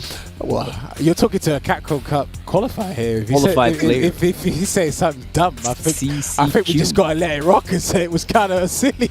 and then the next time I baited it, so like it's not that dumb. Yeah. No bait did work. What do you have to say for that? Well, it did work at one point. The one that didn't work, it did like 50%. So yeah, that's true. Yeah. Well, I feel like that mattered more. And the one where you were baited, do you know the what? punishment drops. I've got something specific again, Filipinoman, regarding the cards. I think in terms of the tarot card combinations, I do feel if you have the red tarot card on and you've got the purple tarot card on the opponent, I actually think that's the best combination, because if your Soul Sparks hit in neutral, they do a little bit more damage, and if they're blocking, you already got increased chip damage. Have any of you guys experimented with that in the Rose Discord, or is that something, is there a better combination, do you feel, with the cards? I think it's just too hard to get the cards on them. Like most of the time they jump it. Most of the time, it's hard to get a card when you have the red card on, because that's going to take time from the red card that's already only like 6 seconds or 7 seconds. Yeah. There's just not enough time to combine them. It's just more for the V trigger meter. Okay, fair play. I like that idea. I mean, Veggey, you had an interesting take on the tarot cards. Do you want to share that with the stream, what you think would be pretty interesting if Capcom were to do it? Oh yeah, that part. Yeah, I mean, like you saw with Dan, he got his fireball. He got the red fireball, like kind of random thing that can happen, which is a power up for him. And I thought it would be like we have few RNG things, so I thought it would be really sick if we could have like a random card that could come like very rarely, but would be super strong. Is that something you'd like to have as roles, or do you think that would just be too inconsistent? For me, I think that it's already RNG, so you might as well give her as much power up as possible. The problem is like if you give Rose more buffs on the cards, the people wouldn't understand. Like the lower level players, they wouldn't understand what the cards do. So if you give if she activates the red card and it gives her a 25% damage buff, that's like substantial. And then they'll get hit by a combo and it does 200, and they're like, oh, how did that happen? Like I just got hit by so much. Or they get hit by the green card and they're all of a sudden their combos do no damage. They're like, oh my god, what is she doing? Okay. So Yeah, it's going to be very tricky for them. So it can't be super game changing. Okay, no, fair play. I like that. Well, what Veggey didn't tell you was he actually wanted the card, that magical card, to replenish health, so you can get a paid tribute to Elena. To not put Elena in the game, just give it to Rose instead. He wants to sugarcoat it and lie to you people. I know what this guy's like. But obviously, we got to move over to Nephew now. Obviously, congratulations on winning that set. I mean, in an extended set, how did you feel about Colleen versus Rose? Does that feel like pretty heavily in Colleen's favor to you, or do you feel Rose has a chance against Colleen? Yeah, I've played Anton in sets before. I feel like the match was pretty even. Like, Colleen always struggles with zoning, but I feel like when Colleen gets in and Rose is in the corner, like, Rose's buttons, like her long range buttons are pretty slow, so you can kind of harass her. But it's just like a very fluid game plan, because Rose can also use her V trigger to get out of the corner, so there's just like a lot going on. Okay, do you feel once Colleen's activated V trigger, is Rose basically at Colleen's mercy, because like, you know, the frost spear just basically catches anything and everything? I mean, you did catch him at one point with the frost spear into the follow-up into the super, and that basically lost Anton the game. I just feel there's not a lot Rose can do regarding when the V trigger is activated. How do you feel about that? I feel like when she has V trigger activated too, it's still like I'm scared of the fireballs, because if I just V trigger stab, it's not going to do anything if she teleports. But yeah, I think the main thing about my V trigger is like my Stamp Fierce gets longer, so it's really good against her normals. Okay, fair play. Becky, you got any questions for the guys? Yeah, this is kind of for both of you regarding Rose's V trigger 1 when the teleports, because they were working out quite a lot when they were just like thrown out. So for Filipinoman, do you know yourself if it's going to be a cross-up or not, or is it just kind of like random? How does it work when you're using V trigger 1 with the fireball teleports? Because as they did work a lot, I'm interested in knowing if you know, like, at what point they will be a cross-up or not. So there's a certain range in the neutral, if I'm using it in the neutral, that it will cross up if I teleport up, and then he has to watch out if I don't teleport, right? So he can't really react that fast. After the soul bind, the light punch one will be cross up always, and then the medium punch soul spark will be same side, but you'll only be like +5-ish at the teleport, so your combo is not going to be as much. So I can choose which side I get, but the light punch fireball gives more advantage. So the best thing to do is not quick rise, but if I read that, then I'll just throw down a soul punish and then do the same mix up again with a soul punish on the screen. So it's very scary to like get hit by the soul bind. Yeah. Okay, fair. Because that V trigger was definitely working out, and I mean, I've experienced it myself, and I could never really understand how it worked. So that's definitely some great insight to how to defend against it. So kind of the range is what you're saying. The where you are at the screen will determine if it crosses up or not in neutral. If I understood you correct. Yeah, because you can't like delay your teleport. The teleport's immediate. Yeah. Okay. So, like, once you throw the Soul Spark, you have to teleport immediately, or else you have to wait for Soul Spark to complete, which is 46 frames still, so it's still a pretty long time. But How do you know all these numbers? I mean, listen, some people got to study the game. I don't know. Yeah. Wait, wasn't it you, Nephew and Punk? Who was it that didn't know that counter hit adds an additional 2 frames onto the move? Which one of you was it? That was Punk. But alright, that was Punk. Did you tell him about that, or did he just someone else tell him? I can't remember who it was. Yeah, I told him about that. I feel like that's something everyone knows about. So then why are you telling him? How does he know his numbers about his own character? That's a big number. Okay. 46? He's studying his character. What's the problem? Do you know big numbers of your character? I don't know those numbers. Well, that's a big jump. What is your vanity step frame startup? I don't know. That's something. What about EX Parabellum? That you should know. I mean, it's 9, I think. Okay. It is 9 because it's 9. We were talking about it before. I don't know. There's the difference between these two is amazing. One's qualified for Capcom Cup. He doesn't know the start of his own vanity step. The other one is giving you, the other one's giving you That's not important. That's brilliant. Yeah. I guess, but when you use Vanity Step against Filipinoman's button into Fireball, do you react or do you kind of predict and then I try and react. Yeah. Okay. Right. Sometimes I get baited though.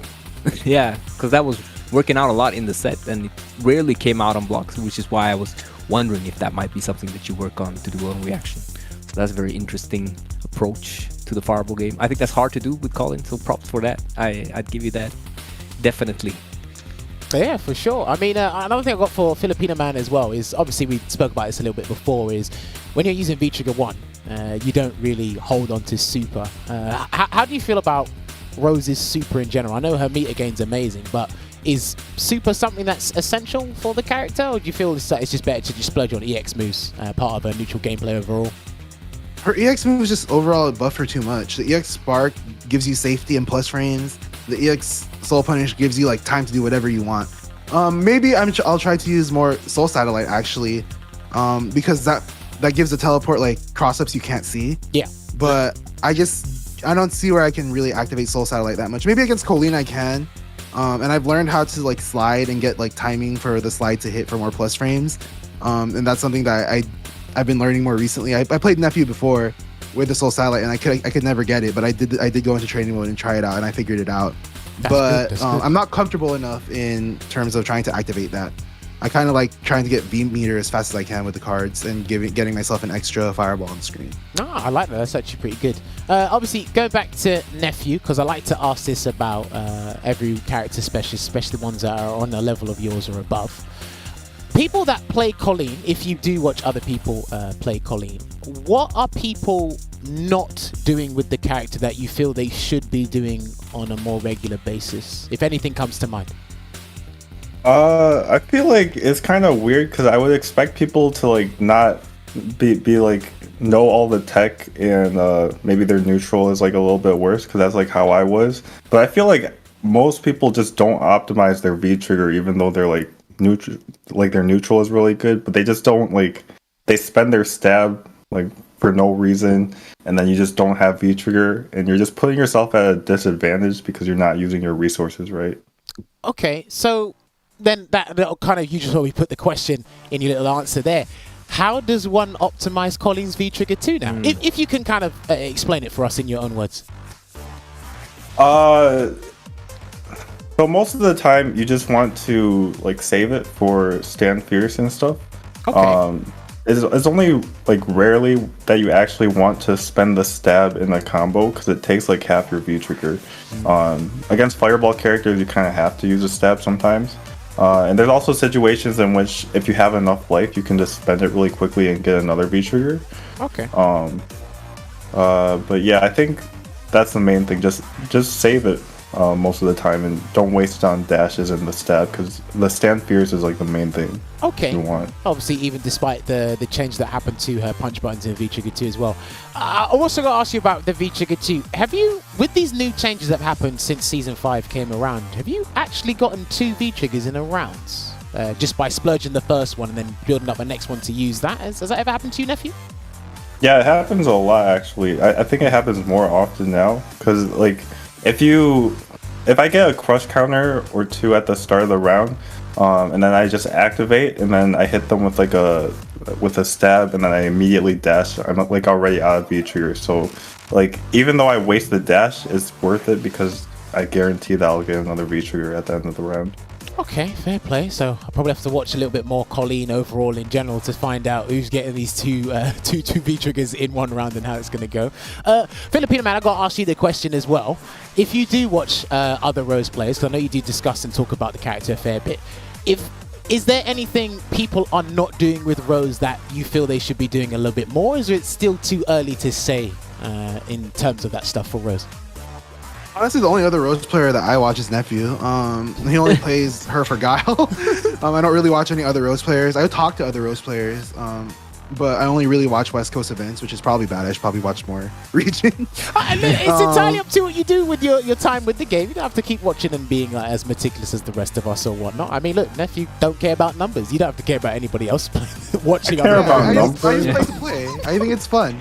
I just don't care about like the whole frames for the whole move. Listen here, Marshmallow. That stuff is important, Fireball. I'll tell you. It's important for the fireball, though. It's important. I think Why? it's important. I don't know. How does that help you? Because you need to know who can jump on reaction and who can't. Yeah, but that's kind of like something jump on reaction. You might be able to. I think maybe fast characters like Ryu, they won't punish her, but they can definitely jump on reaction and force her to block. Yeah, they get to block. So maybe Colin she has a floaty jump. She does have a good jump heavy, but I'm sure she's not one of the main characters to jump on reaction. Okay, fair play. I mean, we can have a debate about this all day, but Veggey, you got any other questions for the boys before I hit them with the end of show question? Oh, the great question. The great question. I'd like to know, because as I do play Colin sometimes myself, I'd like to check in with you on, when you are in V-Trigger 2 using stand fears, are you then confirming the crush counter for the dash and the normal hit for the EX, or are you just like kind of betting on it being a crush counter and then oftentimes ignoring the normal hit? Is that for the non V-Trigger 2 fizz? No, in the V-Trigger 2. Okay. Because if you do confirm it just on the hit and you get a crush, then you kind of like, you don't get the whole dash sequence, right? So I've been struggling personally with letting normal hits fly because I'm looking for the crush, and I was just wondering, how do you deal with that? What do you differentiate normal hit and crush counter, or do you do something more general? Yeah, I don't differentiate. Most of the time I'll just try to confirm it no matter what, because like it's not really the damage that's important most of the time, but the corner carry off of it. Yeah. So it's more important just to get the EX hands, and then you get the corner carry and a little bit of damage. Well, not a little bit, still pretty good damage. Yeah, it's quite the damage still. She's a heavy hitter, man. She's a heavy hitter. And that's great knowledge to have, as I've been pondering this for a while, if I should try to learn to differentiate. But when I hear it from the master himself, there's no point in differentiating, just go into EX Parabellum. That's what I'm going to do. Thank you for that, nephew. No worries. All right, cool. Yeah. So, guys, at the end of every show, I got to hit both our guests with this question. The answers, they've been a bit on repeat for a little while, but then they also add a little bit of spice to them. But I don't mind, because this is a show for you guys, and you get to like pretty much put your voice on Capcom Fighters so everyone can hear your opinions and what you have to say regarding the game. So we'll start with Filipinoman. If there was one thing you could change, or even multiple things, if there's anything you could change about Street Fighter V, it could be a mechanic in the game, adding one, removing a character, changing something about Rose, doing something. If there's anything that comes to mind, what would you change about Street Fighter V? Well, other than a netcode, I would say I would make backdash more universal. So the problem with backdashes right now is, like, let's say Colleen has like a 21 frame backdash versus Rose, who has a 24 frame backdash. Those 3 frames matter, because if I'm in the corner and I'm taking throw loops or whatever, the fake throw loops. Oh yeah. If I backdash, I'm still minus, while Colleen is plus. So I want that to change to be more universal, so throws are not so strong in the 50-50, because there's like very little reason to not throw, because the worst that can happen is they tech and you're back in neutral. Yeah. Against certain characters. So I want backdashes to counter throw, because V-shift loses to throw. Everything else you do loses to meaty throw. So I feel like there needs to be a more set counter against it.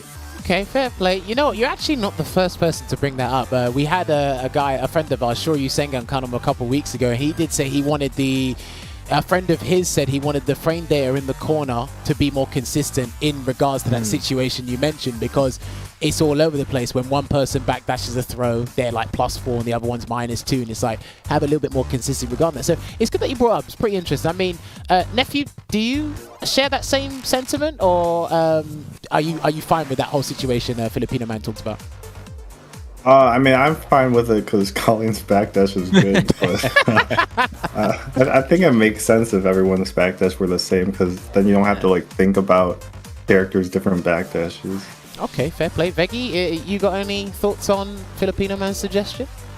I haven't really thought about that before, mostly because of the Oka situations where I don't really notice it that much, but it's definitely fair play to have kind of the same, since the backdash is not an integral part of a lot of the game plans.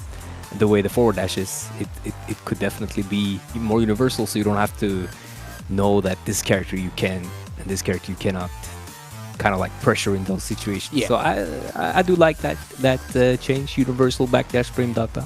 To the better would be great, to Colin's backdash, so we could all have some Colin-icious defense. That would be good. I would not mind that. No, I like that idea, definitely. Hey, listen, it's completely logical. It's understandable. I like that one. All right, Nephew, I've got to ask you the question. If there's anything you wish you'd like to have changed about Street Fighter V, what would it be? Anything that comes to mind? Get rid of Ed, get rid of Honda, bring back Abigail, anything you want. What would it be?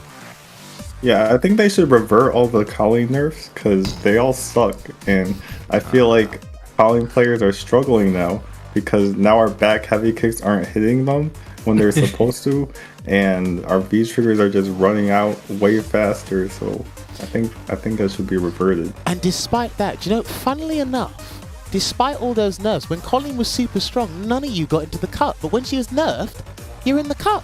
How about that? They buffed you for the better. They took away things to allow you to qualify for the cup. So that answer is completely invalid. Maybe because we did have, listen here, Master Measure, we had a surprise mid-season patch, right?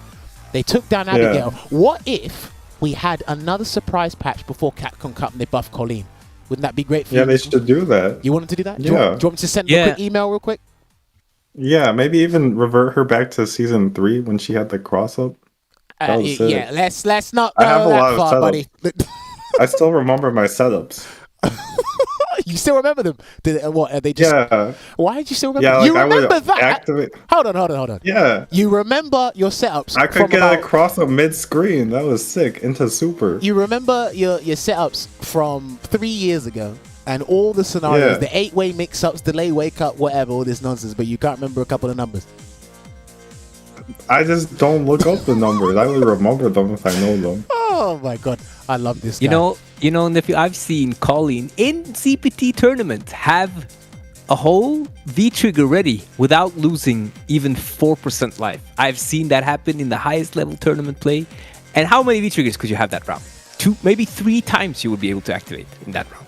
I honestly don't feel like you really know this V-trigger 2 nerf with Colleen. I mean, you are the main, but I think it's a bit overhyped how she's been nerfed. Maybe at the highest level, you can definitely see some of these nerfs that have to the character. I can tell you that. But with the back heavy kick, I definitely agree. But with the V trigger itself, I feel like that was more. I think it would be worse for you if you had it made 3 bars, or.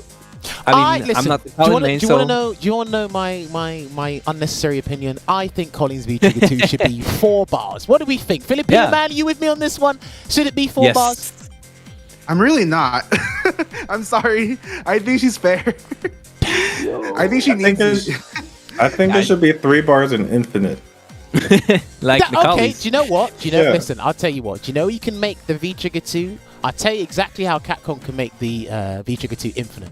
Actually, matter of fact, they already put it in the game. If you go in training mode and put on the settings, infinite V Trigger, you have it there.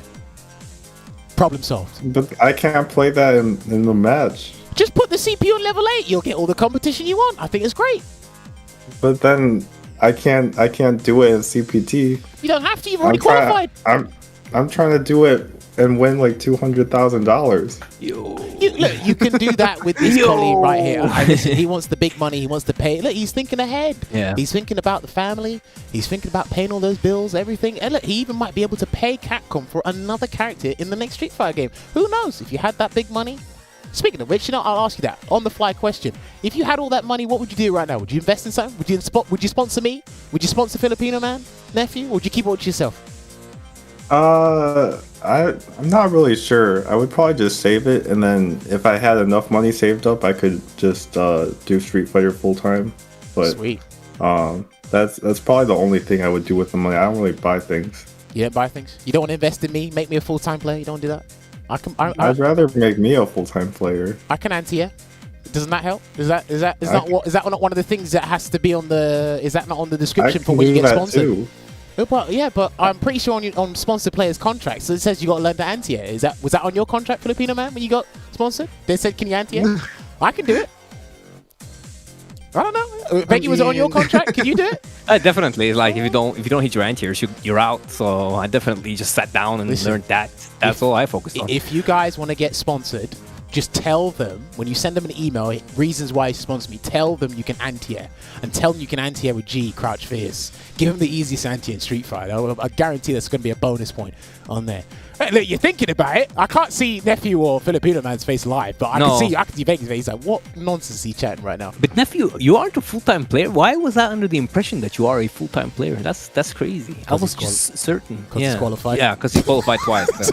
So, so yeah, so making all the the full-time players who aren't qualified twice look like they're quite the dumpsters. Well, I mean, Nephew and Takamura are the only ones, right? Yeah. I think they're the only two that's qualified from obviously last online CPT to this one.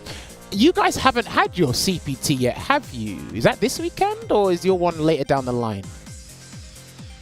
What are you talking Nephew, both of you, Filipinoman. I mean, when is your CPT online? You've already about? had one. From the first. Sorry, you the next one. already have one, but when's the next one? Sorry. October. Damn, you got until that long. I mean, so Nephew, you don't really need to practice for that. Filipinoman, you got plenty of time to bring the rows. I need to win that one too.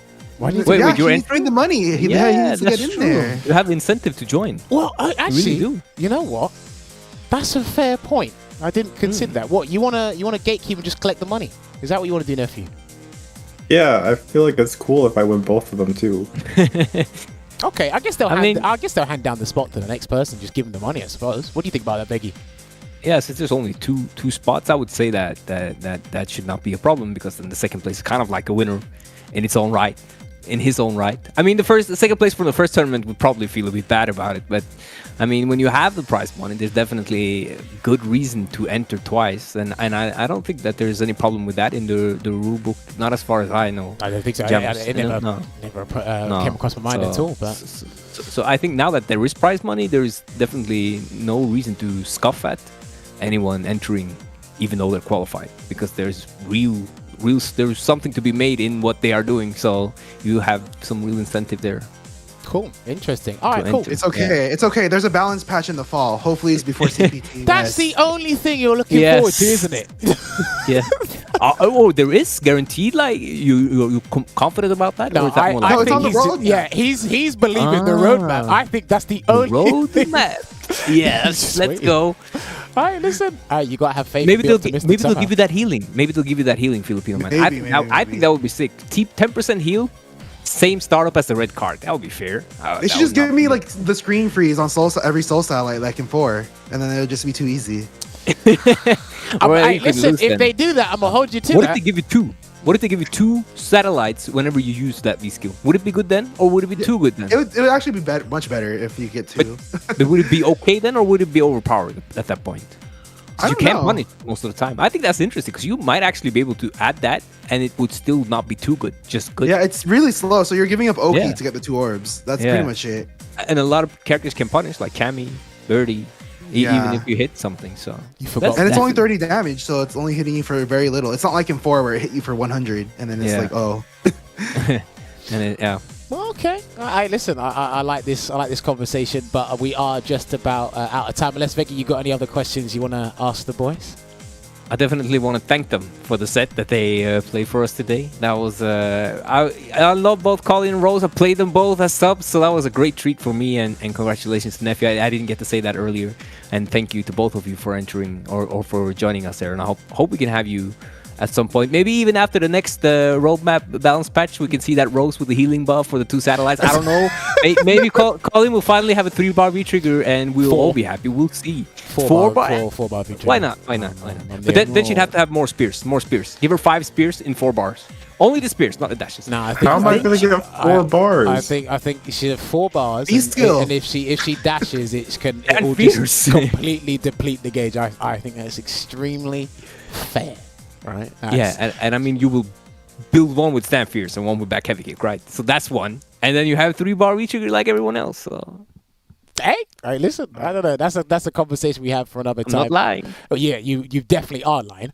But that's a conversation we'll have for another time. So, gentlemen, Nephew, Filipinoman, once again, thank you very much for participating and joining us tonight. And congratulations once again for Nephew. Richard, can we have their fight card on there so that people can know where to follow them and keep up to date with these guys? I know these guys, they do stream. They talk about the characters on social media and all that good stuff. And, gentlemen, we got to love you and leave you because we got to close. Wait, Jammerz, I need to ask Nephew one thing I forgot. What do you want now? Nephew. Are you Punk the Gods autocorrect? Is that you? No, that's not me. Wait, what? I wish it was. That would have been cool if it was me, but is that was you? Just going random. It's not me. Where on earth did you get the impression it was him? I don't know. I just felt it. I guess I was wrong. So now you've just put everyone on a it. crusade to find out who Punk's autocorrect is. Well, Yeah, I need to know. I need to know who that is. I have no idea who that is. Look, and I thought maybe that was him, but I guess not. if someone in the chat knows the true face behind That's the best account. Punk's autocorrect, I don't know why he put it up, then be sure to tweet at Veggey SF and tell him you hate Dalsim at the same time as well, because this guy's on a crusade to get rid of a lot of things in people's lives. Dalsim is one of them. But right now, we got a love you and leave you, gents. So if you would leave the Discord call when you're ready so we can close out the show, and I'll speak to you guys personally pretty soon. Yeah, thank you for having us. Good games. Thanks. All right. Big games. So there you have it. That was a pretty interesting topic and discussion from the both of them. I have a lot to say about their characters. I was actually pretty interested, or is pretty interested advice that Nephew did give regarding Colleen. It's something I wasn't expecting. Yeah. People aren't optimizing the V-Trigger 2 because it's, yes, when it comes to optimization, they only think about, or at the forefront of our minds is damage, but he said, look, there's other ways to utilize it. You don't have it completely drain and get rid of it.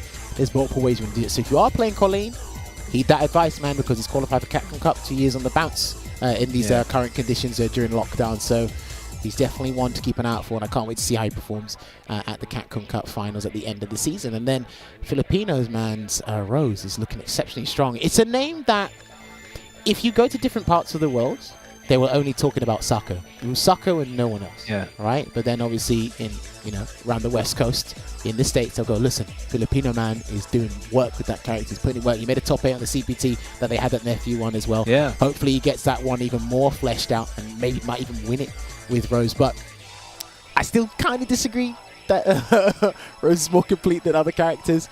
But I could definitely see the potential, especially with how he's playing. But don't sleep on those tarot cards. Don't sleep on the tarot cards. I still have like faith in the those. Yeah. But I mean, you got any closing words regarding what they were saying there as well?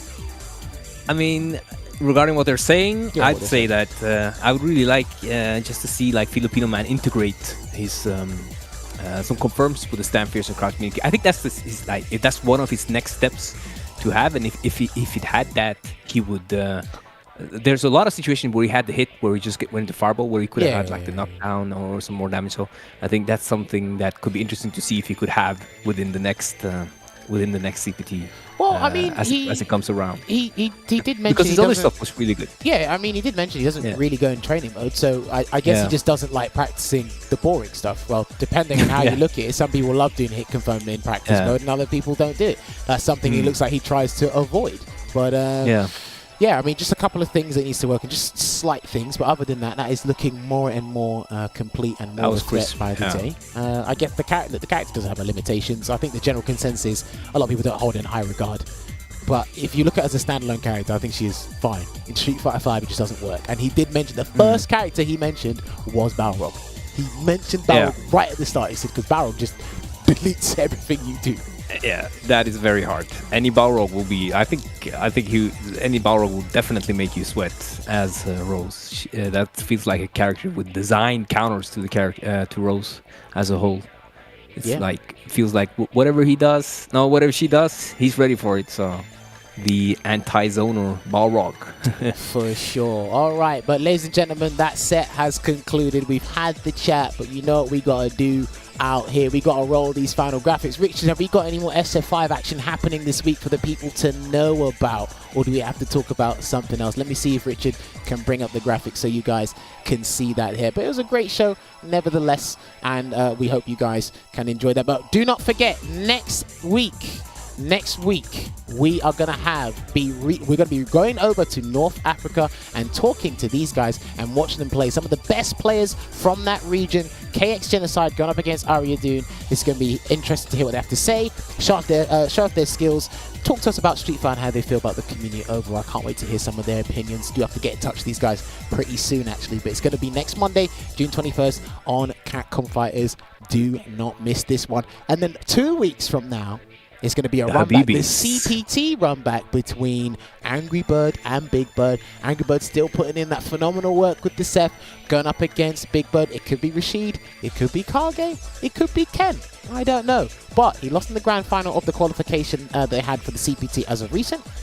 But hey, bragging rights over your boy in the first to 10 is definitely something you want to hold on to for quite some time there. And I'm not sure if the team managed to get those updated graphics regarding the Intel World Open. There it is. Do not forget the the open qualifiers are completely finished, I believe. Make sure you head on over to the website to find out. I don't think there's any more open qualifiers happening, but 2.5 weeks from now, it'll be closed qualifiers from here on out. It's the second stage of the Intel World Open online season, and then after that, 2 weeks from then on, it will be the regional finals. Hey, there we go. The boys got it ready. So from last week till now, these are the players that you see that have been qualified. So Central America, they had Ricky J and Grand Todokai.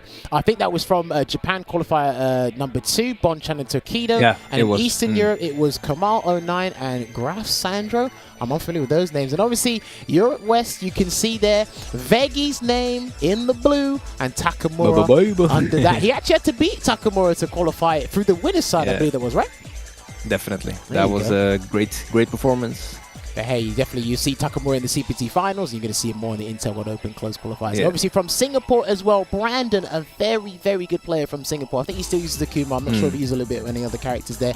And then Xian using that self qualifying for the losers. Taiwan had your typical names, the most prestigious names from that country, Oil King and Gamer B. And then of course from the US East, they had Team No Neutral qualify. That's awesome. That so they qualified in the same tournament. They said the guys that do the show, the pre-show for the CPT, they just happen to qualify for the Intel World Open close qualifiers. It's like Rob TV and Brian F doing bits out there. Crazy. So shout outs to those guys for putting that on. And of course, from the West Coast, you had Nephew and Samurai qualifying there. Nephew did mention that to us again, so congratulations him putting in that work. And shouts to Samurai, still doing a bit with his characters being consistent. And obviously on the 8th, we had, obviously, from the eastern side of America, we had Sabin and Kami NY. I think that is Kami. Yeah, that's not one word. That's Kami. Yeah. Shouts to Kami. Yeah. And from the West Coast, we had Corey Bell, I think that is. I think that's the Ed player. If that's the Ed that I'm thinking of. And then we had Danka Diaz. Shouts to Danka Diaz. I know Veggey loves a bit of Danka Diaz and Dowsim. So from the and Danka Diaz plays a lot, though. So, Oceania, we had Ghost Chips and Isaac from DC. Australia, we had Requiem of Fear. I believe that's what RF stand for. And Panda. That is correct. Eastern Europe, we had Shady Imposter and Kajis. I think I probably butchered that name. And from Western Europe, we had Lohi and Valix. I'm actually not familiar with Valix, but Lohi, quite familiar with him. Shouts to those guys. All finished bout, I believe it was. And then from the 9th, we had from North America East, we had T. Kimura. Is that how you pronounce it? Tikamura?